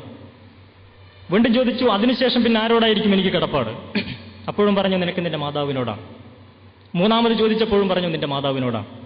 നാലാമത് ചോദിച്ചപ്പോൾ പറഞ്ഞു, നിന്റെ പിതാവിനോടാണ്. അപ്പൊ ആദ്യത്തെ 3 പ്രാവശ്യവും പ്രവാചകൻ ആവർത്തിച്ചു പറയുന്നു, ഒരാൾക്ക് ജീവിച്ചിരിക്കുന്നവരിൽ ഏറ്റവും കൂടുതൽ കടപ്പാട് മാതാവിനോടാണ്. മാതാവിനോട് ഇത്രയും വലിയ കടപ്പാട് എടുത്ത് 3 പ്രാവശ്യം ആവർത്തിച്ച് പറയാനുള്ള കാരണം പറയുന്നത്, മാതാവ് 3 കാര്യത്തിൽ കൂടുതൽ പ്രയാസം അനുഭവിക്കുന്നു ഒരാൾക്ക് വേണ്ടി. ഒന്ന്, 10 മാസക്കാലം ഗർഭം ചുമന്ന് നടക്കുന്നു എന്ന് പറഞ്ഞാൽ ദൈവത്തിന്റെ സൃഷ്ടിയെ വഹിക്കുന്നു എന്ന മഹത്തായ ഒരു ധർമ്മമാണ് മാതാവ് ചെയ്യുന്നത്. ദൈവത്തിന്റെ ഒരു സൃഷ്ടിയെ വഹിക്കൽ ഒരു മഹത്തായ കർമ്മമാണ്. അത് നിർവഹിക്കുന്നു മാതാവ് എന്നത് ഒരു വലിയ സ്ഥാനത്തിന് അർഹമായി തീരുകയാണ്. എന്ന് മാത്രമല്ല, ആ മാതാവ് ഗർഭം ചുമന്ന് 10 മാസക്കാലം നടന്ന് അങ്ങനെ പ്രസവ വേദനയോടുകൂടി, വേദന അനുഭവിച്ചുകൊണ്ട് പ്രസവിക്കുകയാണ്. പിന്നെ ഇളം പ്രായത്തിൽ ഊണും ഉറക്കവും ഒഴിച്ചുകൊണ്ട് കഷ്ടപ്പെട്ട് കുട്ടിയെ വളർത്തിക്കൊണ്ടുവരികയാണ്. അതുകൊണ്ട് മാതാവിനോടുള്ള കടപ്പാട് അത്രയും വലുതാണെന്ന് പ്രവാചകൻ ഒരിക്കൽ പറഞ്ഞത് മാതാവിന്റെ കാൽപാദത്തിനടിയിലാണ് സ്വർഗമെന്ന. അതിനർത്ഥം മാതാവിനെ അവഗണിച്ചുകൊണ്ട് ദൈവത്തിന്റെ തൃപ്തി നേടൽ അസാധ്യമാണ് എന്നാണ്. അല്ലെ, പിതാവിനെ അവഗണിച്ചുകൊണ്ട് ദൈവത്തിന്റെ തൃപ്തി നേടൽ അസാധ്യമാണ് എന്നാണ്. ഇത് ബോധ്യമുള്ള പ്രവാചകന്റെ ഒരനുയായി ഒരിക്കൽ വൃദ്ധയായ തന്റെ മാതാവിനെ കൂട്ടി എവിടുന്നോ വരുന്ന സമയത്ത് ചുട്ടുപൊള്ളുന്ന മണലാരണ്യത്തിലൂടെയുള്ള യാത്രയാണ്. നടന്നു വരുന്ന സമയത്ത് ഇദ്ദേഹം മാതാവിനെ ചുമലിലേറ്റുകയാണ്. അങ്ങനെ കിലോമീറ്ററുകളോളം അദ്ദേഹം ഇങ്ങനെ നടന്ന് കാല് കഴച്ച് കാല് പൊട്ടി കാലിൽ നിന്ന് രക്തം ഇങ്ങനെ ഒഴുകുന്ന അവസ്ഥ വരെ ഉണ്ടായി.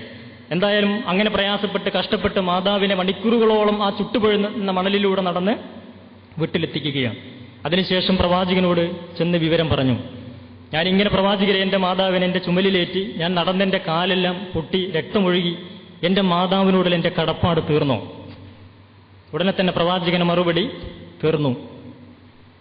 നിന്നെ പ്രസവിച്ചപ്പോൾ നിനക്ക് വേണ്ടി ഞരങ്ങിയ ഒരു ഞരക്കത്തിൻ്റേത് തീർന്നു എന്ന. ഒരു ഞരക്കത്തിൻ്റേത് തീർന്നു, ബാക്കിയൊക്കെയും കിടക്കുകയാണ്.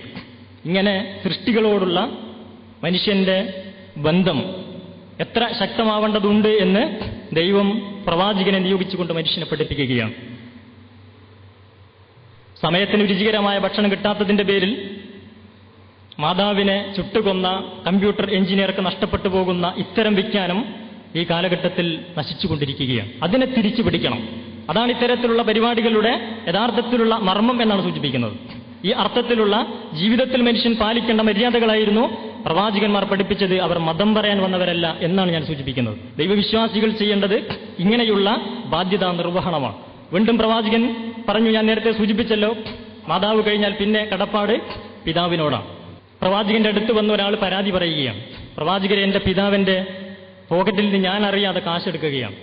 ഉടനെ തന്നെ പ്രവാചകന്റെ മറുപടി, നീയും നിന്റെ സമ്പത്തും നിന്റെ പിതാവിൻ്റെതാണ്. എന്ന് മാത്രമല്ല, പിന്നെ ആ വൃദ്ധനായ മനുഷ്യനെ വിളിച്ചുകൊണ്ട് പിന്നെ പറഞ്ഞു, താങ്കൾക്ക് താങ്കളുടെ മകൻ ആവശ്യത്തിനുള്ള കാര്യങ്ങളൊന്നും നിർവഹിച്ചു തരുന്നില്ലെങ്കിൽ ആ വിവരം അറിയിക്കണമെന്നാണ്. എന്ന് പറഞ്ഞാൽ വൃദ്ധസദനങ്ങൾ ഉണ്ടാക്കലല്ല പരിഹാരമെന്നാണ്. വേറെ ചില ഇടപെടലുകളിലൂടെ അവന്റെ ധർമ്മം നിർവഹിക്കുന്നില്ലെങ്കിൽ അവിടെ ഇടപെടലുകൾ ഉണ്ടാകും ദൈവത്തിന്റെ ഒരു പ്രവാചകന്റെ ഭാഗത്തുനിന്ന് എന്നാണ്. എന്ന് പറഞ്ഞാൽ ഈ അർത്ഥത്തിൽ മനുഷ്യൻ അവന്റെ കടപ്പാടുകൾ, സൃഷ്ടികളോടുള്ള കടപ്പാടുകൾ നിർവഹിക്കേണ്ടതുണ്ട്. മറ്റൊരു സന്ദർഭത്തിൽ പ്രവാചകൻ പറഞ്ഞു, അയൽവാസി പട്ടിണി കിടക്കുമ്പോൾ വയറ് നിറച്ചുണ്ടെന്നവൻ സത്യവിശ്വാസിയല്ല. അയൽവാസി പട്ടിണി കിടക്കുമ്പോൾ വയറ് നിറച്ചുണ്ടെന്നവൻ സത്യവിശ്വാസിയല്ല. അപ്പൊ ദൈവവിശ്വാസം എന്ന് പറഞ്ഞാൽ ദൈവമുണ്ടെന്ന് പറയലല്ല. ദൈവമുണ്ടെന്ന് പറയലല്ല ദൈവവിശ്വാസം. അർച്ചനകളും ആരാധനകളും പൂജകളും അല്ല ദൈവവിശ്വാസം. അതിനപ്പുറത്ത് അയൽവാസി പട്ടിണി കിടക്കുമ്പോൾ വയറ് നിറച്ചുണ്ടെന്നത് ദൈവധിക്കാരമാണ്. അതുകൊണ്ട് ദൈവവിശ്വാസത്തിന്റെ ഭാഗമാണ് സൃഷ്ടികളോടുള്ള ബാധ്യതകൾ നിർവഹിക്കുക എന്ന് പറയുന്നത്. വിശുദ്ധ ഖുർആനിൽ നമുക്ക് കാണുവാൻ പറ്റും, ദൈവത്തെയും അവന്റെ വ്യവസ്ഥയെയും ഒക്കെ തള്ളിപ്പറയുന്നത് ആര് എന്ന് ചോദിച്ചാൽ സാധാരണഗതിയിൽ നമ്മൾ പറയുക നിരീശ്വരവാദികളെ കുറിച്ചാണ്. പക്ഷെ ഖുർആൻ അത് മനോഹരമായി മറ്റൊരു സ്വഭാവത്തിൽ നമുക്ക് പറഞ്ഞു തരുന്നുണ്ട്. അറൈത്തല്ലദീ യുകദ്ദിബു ബിദ്ദീൻ ഫദാലിക്കല്ലദീ യത്ഉൽ യതീമ വലാ യഗ്ദു വലാ തുഅമിൽ മിസ്കീൻ. ദൈവം ചോദിക്കുകയാണ്, ദൈവത്തിന്റെ വ്യവസ്ഥയെയും ദൈവത്തെയൊക്കെ തള്ളിപ്പറയുന്നവരാരെന്ന് താങ്കൾ കണ്ടുപോകും. എന്നിട്ട് പറഞ്ഞു, അനാഥയെ ആട്ടിയകറ്റുന്നവനും അഗതിക്ക് അന്നം നൽകാൻ പ്രേരിപ്പിക്കാത്തവനുമാണ് ദൈവത്തിന്റെ വ്യവസ്ഥയെ കളവാക്കുന്നത്. ഒരു നിരീശ്വരവാദിയെക്കുറിച്ചല്ല ഇവിടെ പറഞ്ഞത്. ഇങ്ങനെ സൃഷ്ടികളോടുള്ള കടപ്പാട്, അപ്പൊ സൃഷ്ടാവിനോടും സൃഷ്ടികളോടും ബാധ്യതകളുണ്ട്. ആ സൃഷ്ടികളോടുള്ള ബാധ്യതകൾ അവൻ നിർവഹിച്ചു പോരുകയാണെങ്കിൽ, ദൈവം പറഞ്ഞ കൽപ്പനകൾ പാലിച്ചു വരികയാണെങ്കിൽ, ഇങ്ങനെ ഓരോ തലങ്ങളിലും ധർമ്മം പുലരും. അത് വ്യക്തിജീവിതത്തിൽ, കുടുംബജീവിതത്തിൽ, സാമൂഹ്യ ജീവിതത്തിൽ, സാമ്പത്തിക, സാംസ്കാരിക, രാഷ്ട്രീയ മുഴുവൻ മേഖലകളിലേക്കും ഇങ്ങനെ നിയമങ്ങളുണ്ട് എന്നാണ്. കൃത്യമായ ഒരു സാമൂഹ്യ നിയമം അതിൽ പഠിപ്പിക്കപ്പെട്ടിട്ടുണ്ട്. അതനുസരിച്ച് മനുഷ്യൻ എന്ന് പറയുന്നത് ചെറുപ്പിന്റെ പല്ലുകൾ പോലെ സമന്മാരാണെന്ന്. ഒരേ മാതാപിതാക്കളുടെ മക്കളാണ് മനുഷ്യരെന്ന്. അറബി അനറബിയേക്കാളോ വെളുത്തവൻ കറുത്തവനേക്കാളോ ശ്രേഷ്ഠനല്ല. ഏറ്റവും ശ്രേഷ്ഠൻ ഏറ്റവും ധർമ്മബോധമുള്ളവനാണ്. ഏറ്റവും ദൈവഭക്തനായ വ്യക്തിയാണ് ഏറ്റവും ശ്രേഷ്ഠൻ. അപ്പൊ നിറത്തിനോ കുലത്തിനോ ജാതിക്കോ ഒന്നും യഥാർത്ഥത്തിൽ പ്രത്യേകിച്ച് സ്ഥാനമൊന്നുമില്ല. മൂല്യങ്ങൾക്കാണ് അവിടെ വില കൽപ്പിക്കപ്പെടുന്നത്. അതനുസരിച്ച് തന്നെയാണ് അതിന്റെ ആരാധനാ സംവിധാനങ്ങൾ പോലെ നമ്മൾ നോക്കിയാൽ ഈ പറയുന്ന മൂല്യങ്ങളൊക്കെ നടപ്പിലാക്കുന്നതിന് വേണ്ടിയുള്ള ഒരു മാർഗമായിട്ടാണ് പലപ്പോഴും അതിനെ നമുക്ക് കാണാൻ പറ്റുക. അല്ല, ആരാധനാ സംവിധാനങ്ങൾക്കൊക്കെ അതിൻ്റെതായ ആത്മീയമായ തലമുണ്ട്. അതോടൊപ്പം അതിന് ഭൗതികമായ തലങ്ങൾ നമുക്ക് കാണുവാൻ പറ്റും. അപ്പൊ തികച്ചും ആത്മീയമായ ഒന്നാണ് നമസ്കാരം എന്ന് പറയുന്നത്. അത് ദൈവം 5 നേരം മനുഷ്യനെ നിർബന്ധമാക്കിയതിന് പിന്നിൽ ഒരു ലക്ഷ്യമുണ്ട്. പക്ഷെ അതിനൊരു സാമൂഹ്യ ലക്ഷ്യവും അതോടൊപ്പം ഒരു ആത്മീയ ലക്ഷ്യവുമുണ്ട്. അതിന്റെ ആത്മീയ ലക്ഷ്യം എന്ന് പറയുന്നത് 5 നേരത്തെ നമസ്കാരം എന്തിന് നിർബന്ധമാകുന്നു എന്ന് ചോദിച്ചു കഴിഞ്ഞാൽ, ദൈവം യഥാർത്ഥത്തിൽ അദൃശ്യനും അതുപോലെ തന്നെ വസ്തുനിഷ്ഠമല്ലാത്തത് കൊണ്ട് മനുഷ്യൻ പലപ്പോഴും ദൈവത്തെ മറന്നുപോകും. നമ്മളൊരു കത്തെഴുതാനിരുന്നാൽ അതിലാണ് ശ്രദ്ധ, ദൈവത്തെ മറന്നുപോകും. ഒരു ജോലിയിൽ ഏർപ്പെടുമ്പോൾ അതിലിങ്ങനെ ശ്രദ്ധിച്ച് ദൈവത്തെ മറന്നുപോകും. അങ്ങനെയാണല്ലോ പലപ്പോഴും നമ്മളിങ്ങനെ കൂട്ടുകെട്ടിലൂടെയൊക്കെ വഴിതെറ്റിപ്പോയി എന്ന് പറയാറുണ്ട്. കാരണം അങ്ങനെ അങ്ങോട്ട് പോകും. വ്യവഹാരിക ലോകത്ത് പലപ്പോഴും ദൈവത്തെ മറന്നുപോകും. പക്ഷെ യഥാർത്ഥത്തിൽ ഒരു മനുഷ്യൻ അവന്റെ ജീവിതത്തിലേക്ക് പ്രവേശിക്കേണ്ടത് തന്നെ ദൈവത്തെ സ്മരിച്ചുകൊണ്ടാണ്. അതുകൊണ്ട് പക്ഷിമൃഗാദികൾ ഉണരുന്നതിന് മുമ്പ് മനുഷ്യൻ ഉണർന്ന് ദൈവത്തോട് പ്രാർത്ഥിച്ചുകൊണ്ട് അവൻ ജീവിതത്തിലേക്ക് പ്രവേശിക്കണമെന്നാണ്. അങ്ങനെ ജീവിതത്തിലേക്ക് വ്യവഹാരിക ലോകത്തിലേക്ക് കടന്ന് മുന്നോട്ട് പോകുമ്പോൾ ഏതാണ്ട് ഒരു ഉച്ച സമയമൊക്കെ ആകുന്ന സമയത്ത് വീണ്ടും ദൈവത്തിലേക്ക് വിളിക്കുകയാണ്. മധ്യാഹ്ന സമയത്ത് ദൈവത്തിലേക്കുള്ള വിളിയാണ്. അത് കഴിഞ്ഞ് വീണ്ടും മുന്നോട്ട് പോയി ഏതാണ്ട് ഒരു 4 മണി സമയമാകുമ്പോൾ വീണ്ടും ദൈവത്തിലേക്ക് വിളിക്കുന്നു, പ്രാർത്ഥനാ സമയമായി. അസ്തമയ സമയമാകുമ്പോൾ വീണ്ടും വിളിക്കുന്നു. ഒരു 8 മണിക്കുള്ളിലുള്ള സമയത്ത് വീണ്ടും ദൈവത്തിലേക്ക് വിളിക്കുകയാണ്. ആ സമയത്തൊക്കെ നമസ്കാരം അല്ലെങ്കിൽ പ്രാർത്ഥന നിർവഹിക്കണം എന്നാണ്. ഇത് നിർവഹിക്കുമ്പോൾ സ്വാഭാവികമായിട്ടും എന്ത് സംഭവിക്കുമെന്ന് ചോദിച്ചാൽ, ദൈവത്തെ മറന്നുകൊണ്ട് വഴിപഴച്ചു പോവാൻ ഒരു സാധ്യതയുമില്ല. കാരണം നിരന്തരമായി ദൈവത്തിലേക്കുള്ള വിളി നടക്കുന്നു. അതിൽ ആത്മാർത്ഥമായി പ്രതികരിക്കുന്ന ഒരു മനുഷ്യന് വഴിതെറ്റി പോകാൻ കഴിയില്ല.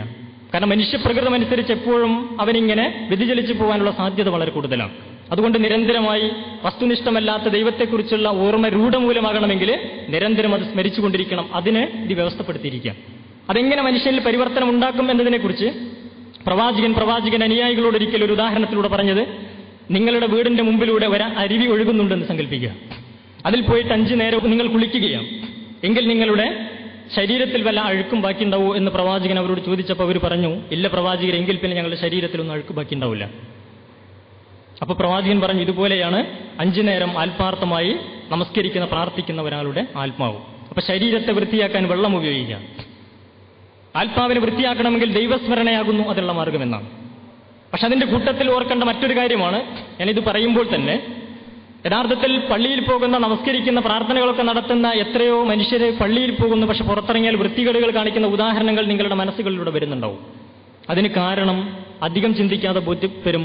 കുളി തന്നെ ഉണ്ടല്ലോ 2 തരം. വെള്ളത്തിലൊന്ന് മുങ്ങിക്കയറുന്ന കുളി 100 പ്രാവശ്യം ഒരാൾ കുളിച്ചാലും വൃത്തിയാവില്ല.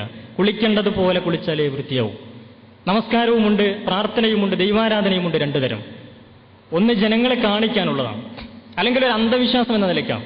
ഭക്തിയോടുകൂടിയുള്ള പ്രാർത്ഥന 5 നേരം നിർവഹിക്കുമ്പോഴാണ് ആത്മാവ് സംസ്കരിക്കപ്പെടുക. ആത്മാവ് സംസ്കരിക്കപ്പെട്ടിട്ടുണ്ടോ എന്നറിയുക കർമ്മത്തിലൂടെയാണ്. നമസ്കാരം നിങ്ങളെ തിന്മയിൽ നിന്ന് തടയുമെന്നൊരു ഭാഗത്ത് പറയുന്നുണ്ട്. കാരണം അതൊരു ലക്ഷ്യമല്ല, ഒരു മാർഗമാണ്. അപ്പോൾ നമസ്കാരം ഒരാളെ തിന്മയിൽ തടയുമെന്ന് പറഞ്ഞാൽ അവൻ ആത്മാവ് സംസ്കരിക്കപ്പെടും. ഒരു കുടത്തിലിരിക്കുന്നത് പാലാണെങ്കിൽ പുറത്തേക്ക് വരുന്നത് പാലായിരിക്കും. കുടത്തിലിരിക്കുന്നത് ചാരായമാണെങ്കിൽ പുറത്തേക്ക് തുളുമ്പി വരുന്നത് ചാരായമായിരിക്കും. ഒരാളുടെ ആത്മാവ് സംസ്കരിക്കപ്പെട്ടിട്ടുണ്ടെങ്കിൽ അത് സൽക്രമമായി പുറത്തു വരും, അല്ലെങ്കിൽ അത് ദുഷ്കർമ്മമായിട്ട് പുറത്തു വരും. അപ്പോ പ്രാർത്ഥനകളും കാര്യങ്ങളൊക്കെ നിർവഹിക്കുകയും എന്നിട്ടും ദുഷ്കർമ്മം ചെയ്യുന്നുവെങ്കിൽ അതിനർത്ഥം അവന്റെ ആത്മാവ് സംസ്കരിക്കപ്പെടുന്നില്ല, അവൻ പ്രാർത്ഥിക്കുന്നില്ല, നമസ്കരിക്കുന്നില്ല. അത് അന്ധവിശ്വാസമോ ജനങ്ങളെ കാണിക്കാനോ ഉള്ള ഒന്ന് മാത്രമാണ്. ആ അർത്ഥത്തിലുള്ള ഒന്നിനെക്കുറിച്ചല്ല ഈ പറഞ്ഞത്. ആത്മാർത്ഥമായിട്ടാണെങ്കിൽ ഇങ്ങനെ എല്ലാത്തിനും ആത്മീയമായ ഒരു തലമുണ്ട്, അതൊക്കെ മനുഷ്യനെ സംസ്കരിച്ചെടുക്കാനുള്ള. അതോടൊപ്പം അതിന് ഒരു സാമൂഹ്യ തലം. ഉദാഹരണം പറഞ്ഞാൽ ഇത് തന്നെ വിശകലനം ചെയ്താൽ, പ്രാർത്ഥനകൾ നിർവഹിക്കുമ്പോൾ തന്നെ വ്യവസ്ഥ വെച്ചു. 5 നേരത്തെ പ്രാർത്ഥന വ്യവസ്ഥ വെച്ചപ്പോൾ തന്നെ പറഞ്ഞത്, ഒരു പ്രദേശത്തുള്ള ആളുകൾ അതത് പ്രദേശത്ത് ആരാധനാലയത്തിൽ ഒരുമിച്ച് കൂടണമെന്നാണ്. എന്തിനൊരുമിച്ച് കൂടണമെന്ന് ചോദിച്ചു കഴിഞ്ഞാൽ മനുഷ്യൻ സാമൂഹ്യ ജീവിയാണ്. അവന്റെ ഉള്ളിൽ വ്യത്യസ്തമായ പാരമ്പര്യമായി രൂപപ്പെട്ടു വന്നിട്ടുള്ള കുറെ ജാതി ചിന്തകളും വർണ്ണവർഗ വിവേചന ചിന്തകളൊക്കെ ഉണ്ടാവും. പക്ഷെ ദൈവം ഒന്നാണെന്ന് പറഞ്ഞു കഴിഞ്ഞാൽ മനുഷ്യനും ഒന്നാണെന്ന സംഗതി പ്രഖ്യാപിച്ചാൽ പോരാ, അത് പ്രയോഗിക്കണം. അതുകൊണ്ട് ആരാധനാലയത്തിലേക്ക് ഇങ്ങോട്ട് ഒരുമിച്ച് വരണം. വന്ന് ആദ്യം നിൽക്കുന്നത് കറുത്തവനാണെങ്കിൽ, കറുത്തിരണ്ട കാക്കിയെപ്പോലുള്ള ഒരുത്തനാണെങ്കിലും അവൻ നിൽക്കേണ്ടത് ഏറ്റവും മുമ്പിൽ. അതിനുശേഷം വരുന്നവരൊക്കെ തോളോട് തോൾ ചേർന്ന് ഇങ്ങനെ നിൽക്കണമെന്ന.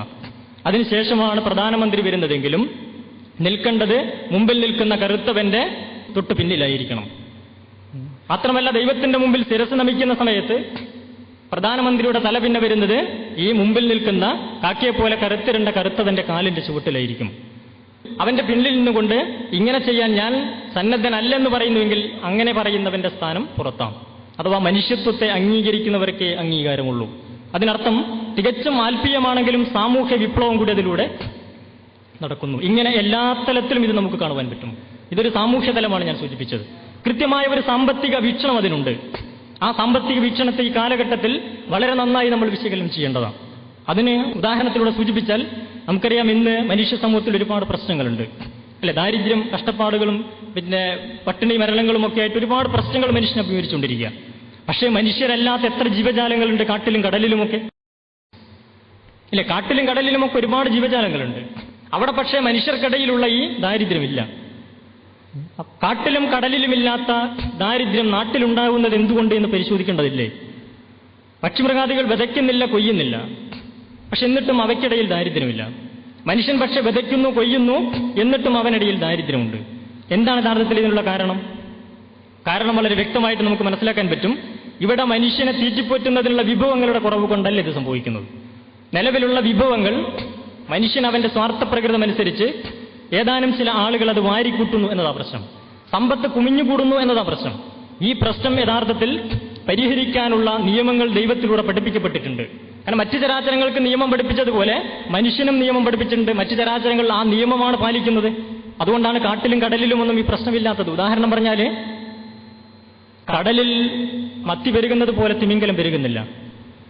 കടലിൽ മത്തി പെരുകുന്നത് പോലെ തിമിംഗലം പെരുകിയാൽ എന്താ സംഭവിക്കുക ഒന്ന് ഊഹിച്ചു നോക്കുക. കടൽ നിറഞ്ഞു കവിയും, കടലിൽ ദാരിദ്ര്യം ഉണ്ടാവും. പക്ഷേ തിമിംഗലത്തിന് അറിയില്ലല്ലോ ഈ വിവരം. മത്തിക്ക് ഇതിനെക്കുറിച്ചൊരു ബോധവുമില്ല. എങ്കിൽ ഈ കുടുംബാസൂത്രണം ആരാണ് നടത്തിയത്? ആരാണ് ഇവിടെ നിയമം നൽകിയത്? അവിടെ ഒരു നിയമമുണ്ട്, അതിനർത്ഥം അതിന്റെ പിന്നിൽ ഒരു നിയമജ്ഞനുണ്ട്.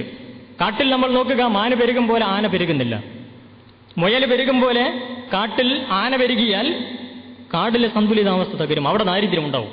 പക്ഷെ ആനയ്ക്കോ മുയലിനോ മാനോ ഇതറിയില്ല. എങ്കിൽ ആരാണ് ഈ കുടുംബാസൂത്രണം നടത്തുന്നത്? ആരാണ് ഇവിടെ നിയമം നൽകുന്നത്? അതിനർത്ഥം ദൈവം സൃഷ്ടികളെ സൃഷ്ടിച്ചപ്പോൾ തന്നെ അവയ്ക്ക് നിയമവും നൽകിയിട്ടുണ്ട്. മറ്റു ചരാചരങ്ങളൊക്കെ ആ നിയമം പാലിക്കുന്നു എന്നതുകൊണ്ട് അവയ്ക്കിടയിൽ കാര്യങ്ങൾ ഭംഗിയായി നടക്കുന്നു.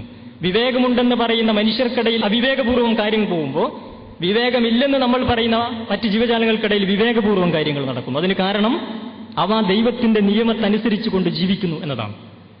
എങ്കിൽ പിന്നെ ആ സൃഷ്ടികളൊക്കെ ദൈവത്തിന്റെ നിയമങ്ങളാണ് അനുസരിക്കുന്നതെങ്കിൽ മനുഷ്യരാകുന്ന നമ്മളും അനുസരിക്കേണ്ടത് ആ ദൈവത്തിന്റെ നിയമങ്ങളല്ലേ?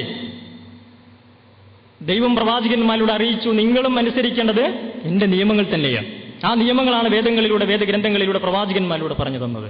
അതിന്റെ ഓരോ തലങ്ങളിലുമുള്ള നിയമങ്ങൾ പരിശോധിക്കുക. ദാരിദ്ര്യം എന്ന വിഷയം തന്നെ എടുത്തു നോക്കുക. യഥാർത്ഥത്തിൽ ദാരിദ്ര്യത്തിന്റെ കാരണം സമ്പത്ത് കുമിഞ്ഞുകൂടുന്നു എന്നതാണ്. അതിനെ പറ്റുന്ന വിധത്തിലുള്ള നിയമങ്ങളാണ് ആ മേഖലയിൽ ഇപ്പോൾ നമ്മൾ പാലിച്ചുകൊണ്ടിരിക്കുന്നത്. അതിന്റെ പല പല കാരണങ്ങളിൽ ഒന്ന് പലിശ എന്ന സമ്പ്രദായമാണ്. ഈ സമ്പ്രദായം നിലനിൽക്കുന്നിടത്തോളം കാലം ദാരിദ്ര്യത്തെ ഇല്ലായ്മ ചെയ്യാൻ കഴിയില്ല. ഞാൻ ഈ കാര്യങ്ങൾ നിങ്ങളോട് സംസാരിച്ചു കൊണ്ടിരിക്കുമ്പോൾ തന്നെ നമ്മളുടെ രാജ്യത്തിന്റെ സമ്പത്തിന്റെ ഒരു വിഹിതം സമ്പന്ന രാജ്യങ്ങളിലേക്ക് പലിശ ഇനത്തിൽ ഒഴുകിക്കൊണ്ടിരിക്കുന്നു. പാവപ്പെട്ടവന്റെ അധ്വാനത്തിന്റെ ഒരു വിഹിതം പണക്കാരന്റെ പണപ്പെട്ടിയിലേക്ക് പലിശ ഇനത്തിൽ ഒഴുകിക്കൊണ്ടിരിക്കുന്നു. ഇത് നിരന്തരം തുടരുമ്പോൾ സ്വാഭാവികമായിട്ട് എന്ത് സംഭവിക്കും? ഒരു ഭാഗത്ത് സമ്പത്ത് കുമിഞ്ഞുകൂടും, മറുഭാഗത്ത് ദാരിദ്ര്യമുണ്ടാകും. അത് ഇതിന്റെ ഒരു അനന്തരഫലം. അതുകൊണ്ടാണ് സ്ഥൂല സാമ്പത്തിക ശാസ്ത്രജ്ഞന്റെ ഉപജ്ഞാതാവായ ഡോക്ടർ കെയ്ൻസ് ഒരിക്കൽ പറഞ്ഞത്, പലിശയ്ക്ക് പണം കടം കൊടുക്കുന്നവരെ ദയാവധത്തിന് വിധേയമാക്കിയാലല്ലാതെ ദാരിദ്ര്യം ഇല്ലായ്മ ചെയ്യാൻ പറ്റില്ല. പീറ്റ്കോക്ക് പറഞ്ഞത് എക്കണോമിക് എയ്ഡ്സ് എന്നാണ്. സാമ്പത്തിക മേഖലയിലെ എയ്ഡ്സ് വൈറസ് പോലെയാണ് യഥാർത്ഥത്തിൽ ഈ പറയുന്ന പലിശ എന്ന് പറയുന്നത്. അത് സമ്പത്ത് കുമിഞ്ഞുകൂടാൻ കാരണമായി തീരുന്നൊരു സംഗതിയാണ്. അതുകൊണ്ട് അത് നിലനിൽക്കുന്നിടത്തോളം കാലം, കുറച്ചു മുമ്പ് പത്രത്തിൽ വായിച്ചു, കേരളത്തിൽ ഏറ്റവും കൂടുതൽ ആത്മഹത്യ നടക്കുന്നത് ഇടുക്കിയിലാണ്. ഏറ്റവും കൂടുതൽ ബ്ലേഡ് കമ്പനികളുള്ളതും അവിടെ തന്നെയാണ്. എന്നുവെച്ചാൽ ഒരുപാട് ദുരന്തങ്ങൾ സൃഷ്ടിക്കുന്ന ഒരു മഹാ തിന്മയാണ് യഥാർത്ഥത്തിൽ പലിശ. അതിനെ വൻ പാപങ്ങളിലാണ് പ്രവാചകൻ പഠിപ്പിച്ചിട്ടുള്ളത്. വിശുദ്ധ ഖുർആൻ അതിനെതിരെയുള്ള യുദ്ധപ്രഖ്യാപനം നമുക്ക് കാണുവാൻ പറ്റും. പ്രവാചകൻ തന്നെ ഒരിക്കൽ പറഞ്ഞത്, പലിശയ്ക്ക് അനവധി ഇനങ്ങളുണ്ട്, 70 ഇനങ്ങളുണ്ട്. അതിലേറ്റവും ചെറിയ ഇനവുമായി ബന്ധപ്പെടുന്നത് സ്വന്തം മാതാവിനെ 40 വട്ടം വ്യഭിചരിക്കുന്നതിന് തുല്യമാണ്. വ്യഭിചാരം നീചമാണ്. മാതാവിന് വ്യഭിചാരം ഏറ്റവും നീചമാണ്. പലിശയിൽ ഏറ്റവും ചെറുത് അതിനേക്കാൾ 40 ഇരട്ടിയോളം വലുതാണ്. എന്ന് പറഞ്ഞാൽ അത്രയും വലിയ ഒന്നായിട്ട് അതിനെ പഠിപ്പിക്കുകയാണ്. അത് സൃഷ്ടിക്കുന്ന പ്രശ്നം വളരെ ഗുരുതരമായി എന്ന് മാത്രമല്ല, ഇവിടെ ഇത് വേണ്ടെന്ന് പറയുക മാത്രമല്ല ചെയ്തത്, പാടില്ലെന്ന് പറയുക മാത്രമല്ല ചെയ്തത്, പിന്നീട് ധനവാനത്തിന്റെ ഇതിന്റെ അവകാശമുണ്ടെന്ന് പറയുന്നത്.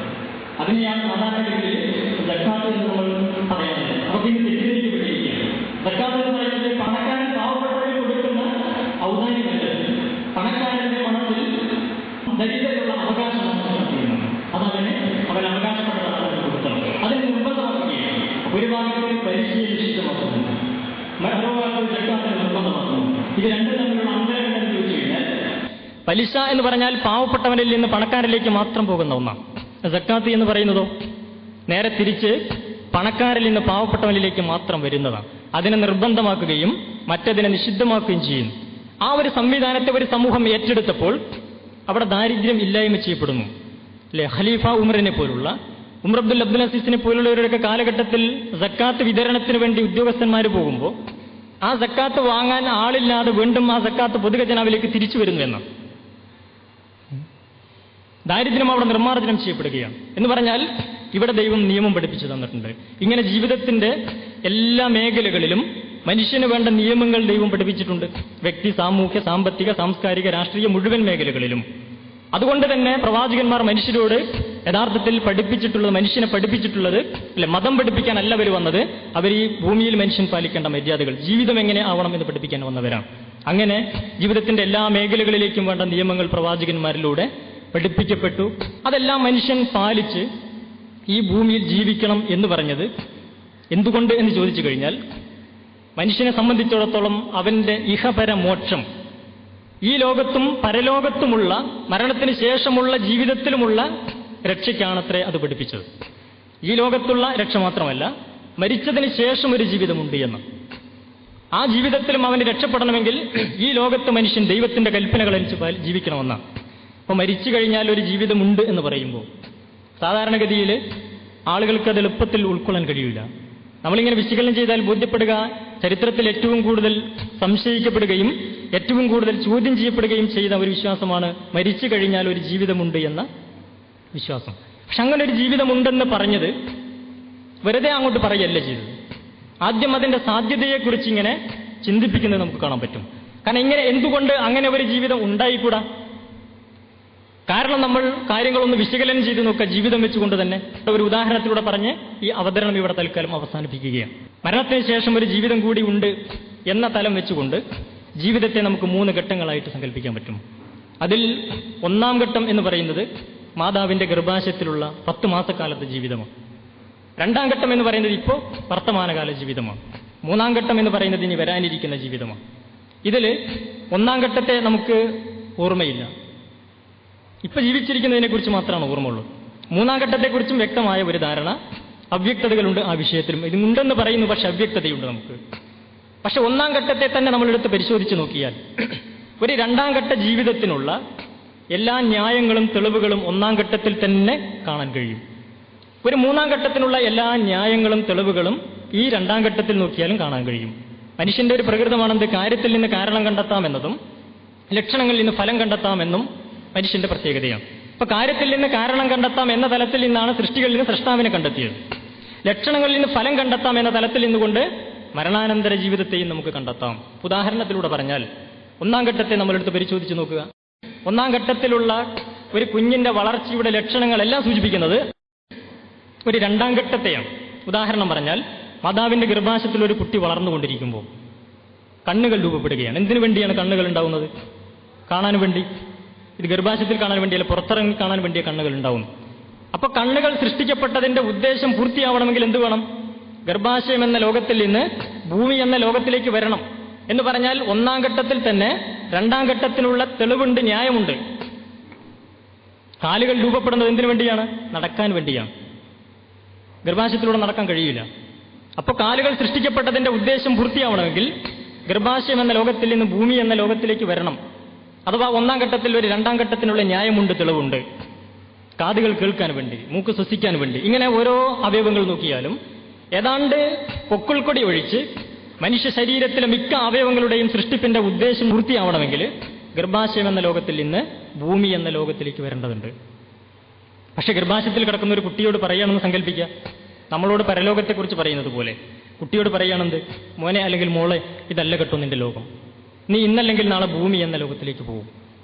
അവിടെ പോയി കഴിഞ്ഞാൽ നിനക്ക് കണ്ണുകൊണ്ട് കാണാം, അല്ലെ, കാതുകൊണ്ട് കേൾക്കാം, മൂക്കുകൊണ്ട് ശ്വസിക്കാം, കാലുകൊണ്ട് നടക്കാം. ഇവിടുത്തെ അവസ്ഥകളും വിശേഷങ്ങളും, അല്ലെ, സൂര്യനെക്കുറിച്ച്, ചന്ദ്രനെക്കുറിച്ച്, പഴങ്ങള്, പച്ചക്കറികള്, നദികൾ, പുഴകൾ, ഇവിടെയുള്ള ഈ കാര്യങ്ങളൊക്കെ വിവരിച്ചു കൊടുക്കാമെന്ന് സങ്കല്പിക്കാം.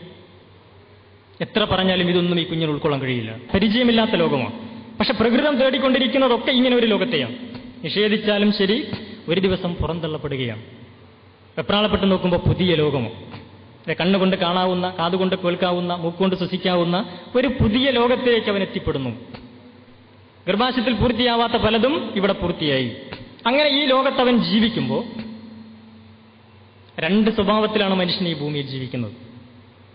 ചില ആളുകൾ സൽക്കർമ്മം ചെയ്ത് നല്ലവരായി, ഏറ്റവും നല്ല മനുഷ്യരായി ജീവിക്കുമ്പോൾ, വേറെ ചില ആളുകൾ ദുഷ്കർമ്മം ചെയ്ത് താന്തോന്നികളായി ജീവിക്കുന്നു. നമുക്കെല്ലാവർക്കും മനുഷ്യൻ നൽകിയിട്ടുള്ള നീതിബോധം, ധർമ്മബോധം എന്ന ഒന്ന് വെച്ചുകൊണ്ട്, ധർമ്മബോധത്തിന്റെ ഒരു തേട്ടമുണ്ട്, നീതിബോധത്തിന് ഒരു തേട്ടമുണ്ട്. അതനുസരിച്ച് ഒരു സൽക്കർമ്മിക്ക് അതിന്റെ ഫലം എന്ന നിലയ്ക്ക് ലഭിക്കേണ്ടത് ശിക്ഷയല്ല, രക്ഷയാണ്. ഒരു ദുഷ്കർമ്മിക്ക് അതിന്റെ ഫലം എന്ന നിലയ്ക്ക് ലഭിക്കേണ്ടത് രക്ഷയല്ല, ശിക്ഷയാണ്. ഒരു നിരപരാധിക്ക് ലഭിക്കേണ്ടത് അനീതിയല്ല, നീതിയാണ്. ഏതൊരു മനുഷ്യനും സമ്മതിക്കുന്ന ഒരു പൊതു തത്വമാണ്. അതുകൊണ്ടാണ് ജയിലും വിചാരണയും കോടതി സംവിധാനങ്ങളും ഒക്കെ നമ്മൾ ഏർപ്പെടുത്തുന്നത്. എത്ര സംവിധാനങ്ങൾ ഏർപ്പെടുത്തിയാലും ശരി, ഈ നീതിബോധത്തിന്റെ തേട്ടം പൂർത്തിയാക്കാൻ ഈ ലോകത്ത് നമുക്ക് കഴിയില്ല. ഉദാഹരണം പറഞ്ഞാൽ, ഞാൻ ഒരാളെ കൊന്നുകഴിഞ്ഞാൽ വേണമെങ്കിൽ പ്രതിക്രിയ എന്ന നിലയ്ക്ക് എന്നെ വധശിക്ഷയ്ക്ക് വിധേയമാക്കാം. രണ്ടാളെ കൊന്നുകഴിഞ്ഞാലോ അപ്പോഴും ഒരു പ്രാവശ്യം കൊല്ലാൻ കഴിയുള്ളൂ. മൂന്നാളെ കൊന്നാലും അങ്ങനെ, 100 ആളുകളെ കൊന്നാലും അങ്ങനെ തന്നെയാണ്. ചരിത്രത്തിൽ ഹിറ്റ്ലറൊക്കെ ഏതാണ്ട് 6 ലക്ഷത്തോളം ജൂതന്മാരെ കൊല്ലാൻ കാരണക്കാരനായി തീർന്നു എന്നൊക്കെ പറയുന്നുണ്ട്. ആ മനുഷ്യൻ ആത്മഹത്യ ചെയ്തു.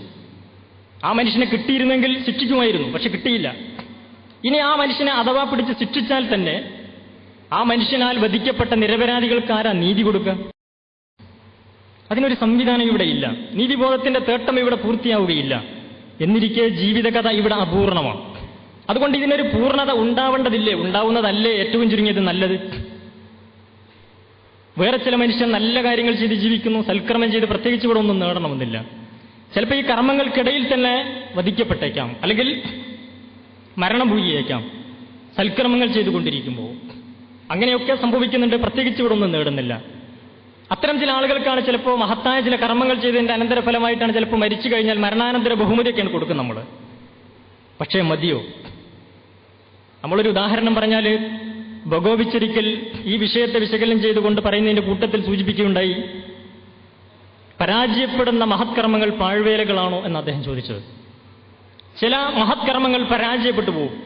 അതിന് ഉദാഹരണം പറഞ്ഞാൽ, ഒരു വീട് കത്തിക്കൊണ്ടിരിക്കെ ആ വീട്ടിൽ കുടുങ്ങിയ ആളുകളെ രക്ഷപ്പെടുത്താൻ വേണ്ടിയിട്ട് ഇത് കണ്ട ഒരാൾ അതിലേക്ക് ഓടിക്കയറുന്നു. രക്ഷപ്പെടുത്താൻ ശ്രമിച്ചുകൊണ്ടിരിക്കെ വീട് കത്തി, ഈ മനുഷ്യനും അതിനകത്ത് മരിച്ചു പോകുന്നു. ഭൗതികമായി നോക്കുമ്പോൾ അത് പരാജയപ്പെട്ടു പോയി. എങ്കിലും അതൊരു പാഴ്വേലയാണോ? അതൊരു പാഴ്വേലയാണോ? യഥാർത്ഥത്തിൽ അതൊരു മഹത്കർമ്മമാണ്. അതൊരു പാഴ്വേലയല്ല എന്നാണ് നമ്മളുടെ മനുഷ്യ മനസാക്ഷി പറയുന്നത്. പക്ഷെ ആ മഹത്കർമ്മത്തിനൊരു മരണാനന്തര ബഹുമതി നമ്മൾ കൊടുത്താൽ മതിയോ? അതിനർഹമായൊരു പ്രതിഫലം ലഭിക്കേണ്ടതില്ലേ? അതിവിടെ മരണാനന്തര ബഹുമതി കൊടുത്താൽ ആ വ്യക്തിക്ക് അത് കിട്ടുമോ? ഏറ്റവും ചുരുങ്ങിയത് ആ വ്യക്തിക്ക് കിട്ടുന്നതാണല്ലോ നല്ലത്. എങ്കിൽ ഈ അപൂർണത നികത്താൻ ഒരു സംവിധാനം ദൈവം ഉണ്ടാക്കാതിരിക്കാൻ എന്താ ന്യായം? മാതാവിന്റെ ഗർഭാശയത്തിൽ നിന്നൊരു കുട്ടി ജനിച്ചു വീഴുമ്പോൾ മാതാപിതാക്കൾ അറിയാതെ ആ കുഞ്ഞിന്റെ വളർച്ചയ്ക്ക് ആവശ്യമായ അമ്മിഞ്ഞപ്പാല് വരെ സൃഷ്ടിക്കാൻ ശ്രദ്ധിച്ച ദൈവം ഈ വിഷയത്തിൽ ഇങ്ങനെ അങ്ങോട്ട് ഒഴിവാക്കിയിടാനാണോ ന്യായം? അതോ ഇത് പരിഹരിക്കാൻ ഒരു സംവിധാനം ഉണ്ടാക്കാനാണോ ന്യായം? പ്രവാചകന്മാരിലൂടെ ദൈവം മനുഷ്യനെ അറിയിച്ചത് യഥാർത്ഥത്തിൽ മരണത്തിന് ശേഷം ഒരു ജീവിതമുണ്ട്. ചെയ്ത കർമ്മങ്ങൾക്കനുസരിച്ച് സൽക്കർമ്മമാണെങ്കിലും ദുഷ്കർമ്മമാണെങ്കിലും അതിന്റെ ഫലമനുഭവിക്കുന്ന ഒരു ലോകമത, ശാശ്വതമായ ഒരു ലോകമത വരാനിരിക്കുന്നു. അവിടെ ഈ ലോകത്ത് സൽക്കർമ്മം ചെയ്ത ആളുകൾക്ക് ശാശ്വതമായ സ്വർഗവും, അല്ല ഈ ലോകത്ത് ദുഷ്കർമ്മം ചെയ്യുന്ന ആളുകൾക്ക് അവർ ചെയ്ത കർമ്മത്തിനനുസരിച്ചുള്ള നരകവും നിശ്ചയിക്കപ്പെട്ടിട്ടുണ്ട് എന്നാണ്. അങ്ങനെ സ്വർഗ നരകങ്ങളെക്കുറിച്ച് പ്രവാചകന്മാർ മനുഷ്യരെ താക്കീത് ചെയ്തിട്ടുണ്ട്. ആ ബോധ്യം മനുഷ്യന്റെ മനസ്സിൽ രൂപപ്പെട്ടു വരുമ്പോൾ എന്ത് സംഭവിക്കും എന്ന് ചോദിച്ചു കഴിഞ്ഞാൽ, ഒരിക്കൽ ഖലീഫ ഉമറിന്റെ കാലത്ത് ഒരു സംഭവമുണ്ട്. അദ്ദേഹം ഒരിക്കൽ ഇങ്ങനെ രാത്രിയിൽ ഇറങ്ങി നടക്കുകയാണ്. കാരണം ഭരണാധികാരി എന്ന നിലയ്ക്ക് നാളെ പരലോകത്ത് അദ്ദേഹം ചോദ്യം ചെയ്യപ്പെടും. അതുകൊണ്ട് അദ്ദേഹം പലപ്പോഴും ജനങ്ങളുടെ ക്ഷേമം അറിയാൻ വേണ്ടി ഇറങ്ങി നടക്കാറുണ്ട് എന്നാണ്. അത് എത്രത്തോളം അദ്ദേഹത്തിൽ ശക്തമായിരുന്നു ആ ബോധം എന്ന് ചോദിച്ചു കഴിഞ്ഞാൽ, ഒരിക്കൽ അദ്ദേഹം തന്നെ പറഞ്ഞത്, യൂഫ്രട്ടീസിന്റെ തീരത്ത് ഒരു ആട്ടിൻകുട്ടി വിശന്ന് മരിച്ചാൽ അതിന്റെ പേരിൽ ഞാൻ നാളെ അള്ളാഹുവിനോട് ദൈവത്തോട് മറുപടി പറയേണ്ടി വരും എന്ന ചിന്തയുള്ള അദ്ദേഹം ജനങ്ങളുടെ പ്രശ്നമറിയാൻ ഇടയ്ക്കിടയ്ക്ക് വേഷം മാറി ഇറങ്ങി നടക്കും. അങ്ങനെ നടക്കുന്നതിനിടയിൽ ഒരു ദിവസം ഒരു വീട്ടിന്റെ അടുത്തെത്തിയപ്പോൾ അവിടെ നിന്നൊരു സംഭാഷണം കേൾക്കുന്നു. മാതാവ് കുട്ടിയോട് പറയുന്നു പാലിൽ വെള്ളം ചേർക്കാൻ. കുട്ടി പ്രതികരിക്കുകയാണ്, ഉമ്മ പാലിൽ വെള്ളം ചേർക്കാൻ പാടില്ല, ഫറൂഖ് ഉമർ അത് നിരോധിച്ചിട്ടുണ്ട്. ഉമ്മയുടെ മറുപടി, ഫറൂഖ് ഉമർ നിരോധിച്ചിട്ടുണ്ട്, പക്ഷെ അദ്ദേഹം എങ്ങനെയാണത് കാണുന്നത്? അദ്ദേഹം ഇവിടെ ഇല്ലല്ലോ. ആ സമയത്ത് കുട്ടിയുടെ പ്രതികരണം, ഫറൂഖ് ഉമർ ഇത് കാണില്ലെങ്കിലും ഉമ്മ, നമ്മളെയൊക്കെ സൃഷ്ടിച്ച അല്ലാഹു ഇത് കാണുകയില്ലേ? നമ്മളെയൊക്കെ സൃഷ്ടിച്ച ദൈവം തമ്പുരാൻ ഇത് കാണുകയില്ലേ? രോഗിയുടെ വൃക്ക മോഷ്ടിച്ചെടുക്കുന്ന ഡോക്ടർക്ക് ഉണ്ടാവേണ്ടത് ഈ അറബി പെൺകുട്ടിയുടെ ലളിതമായ തിരിച്ചറിവാണ്. വിദ്യാർത്ഥിനികളെ കയറിപ്പിടിക്കുന്ന അധ്യാപകന് നഷ്ടപ്പെട്ടു പോകുന്നത് ഈ അറബി പെൺകുട്ടിയുടെ ലളിതമായ ഈ തിരിച്ചറിവാണ്. ഈ ചെറിയ തിരിച്ചറിവ് മനുഷ്യ സമൂഹത്തിൽ സൃഷ്ടിച്ചുകൊണ്ടാണ് പ്രവാചകന്മാർ ധർമ്മങ്ങൾ സ്ഥാപിച്ചെടുത്തത്. വ്യക്തിജീവിതത്തിൽ മുതൽ ഭരണകൂടങ്ങളിൽ വരെ അവിടേക്കൊക്കെയും ഈ ബോധത്തിന്റെ അടിസ്ഥാനത്തിൽ ക്രമം പഠിപ്പിച്ചു എന്നതാണ് പ്രവാചകന്മാരുടെ അധ്യാപനത്തിന്റെ യഥാർത്ഥ തലം. അവർ മതം പറയാൻ വന്നവരായിരുന്നില്ല.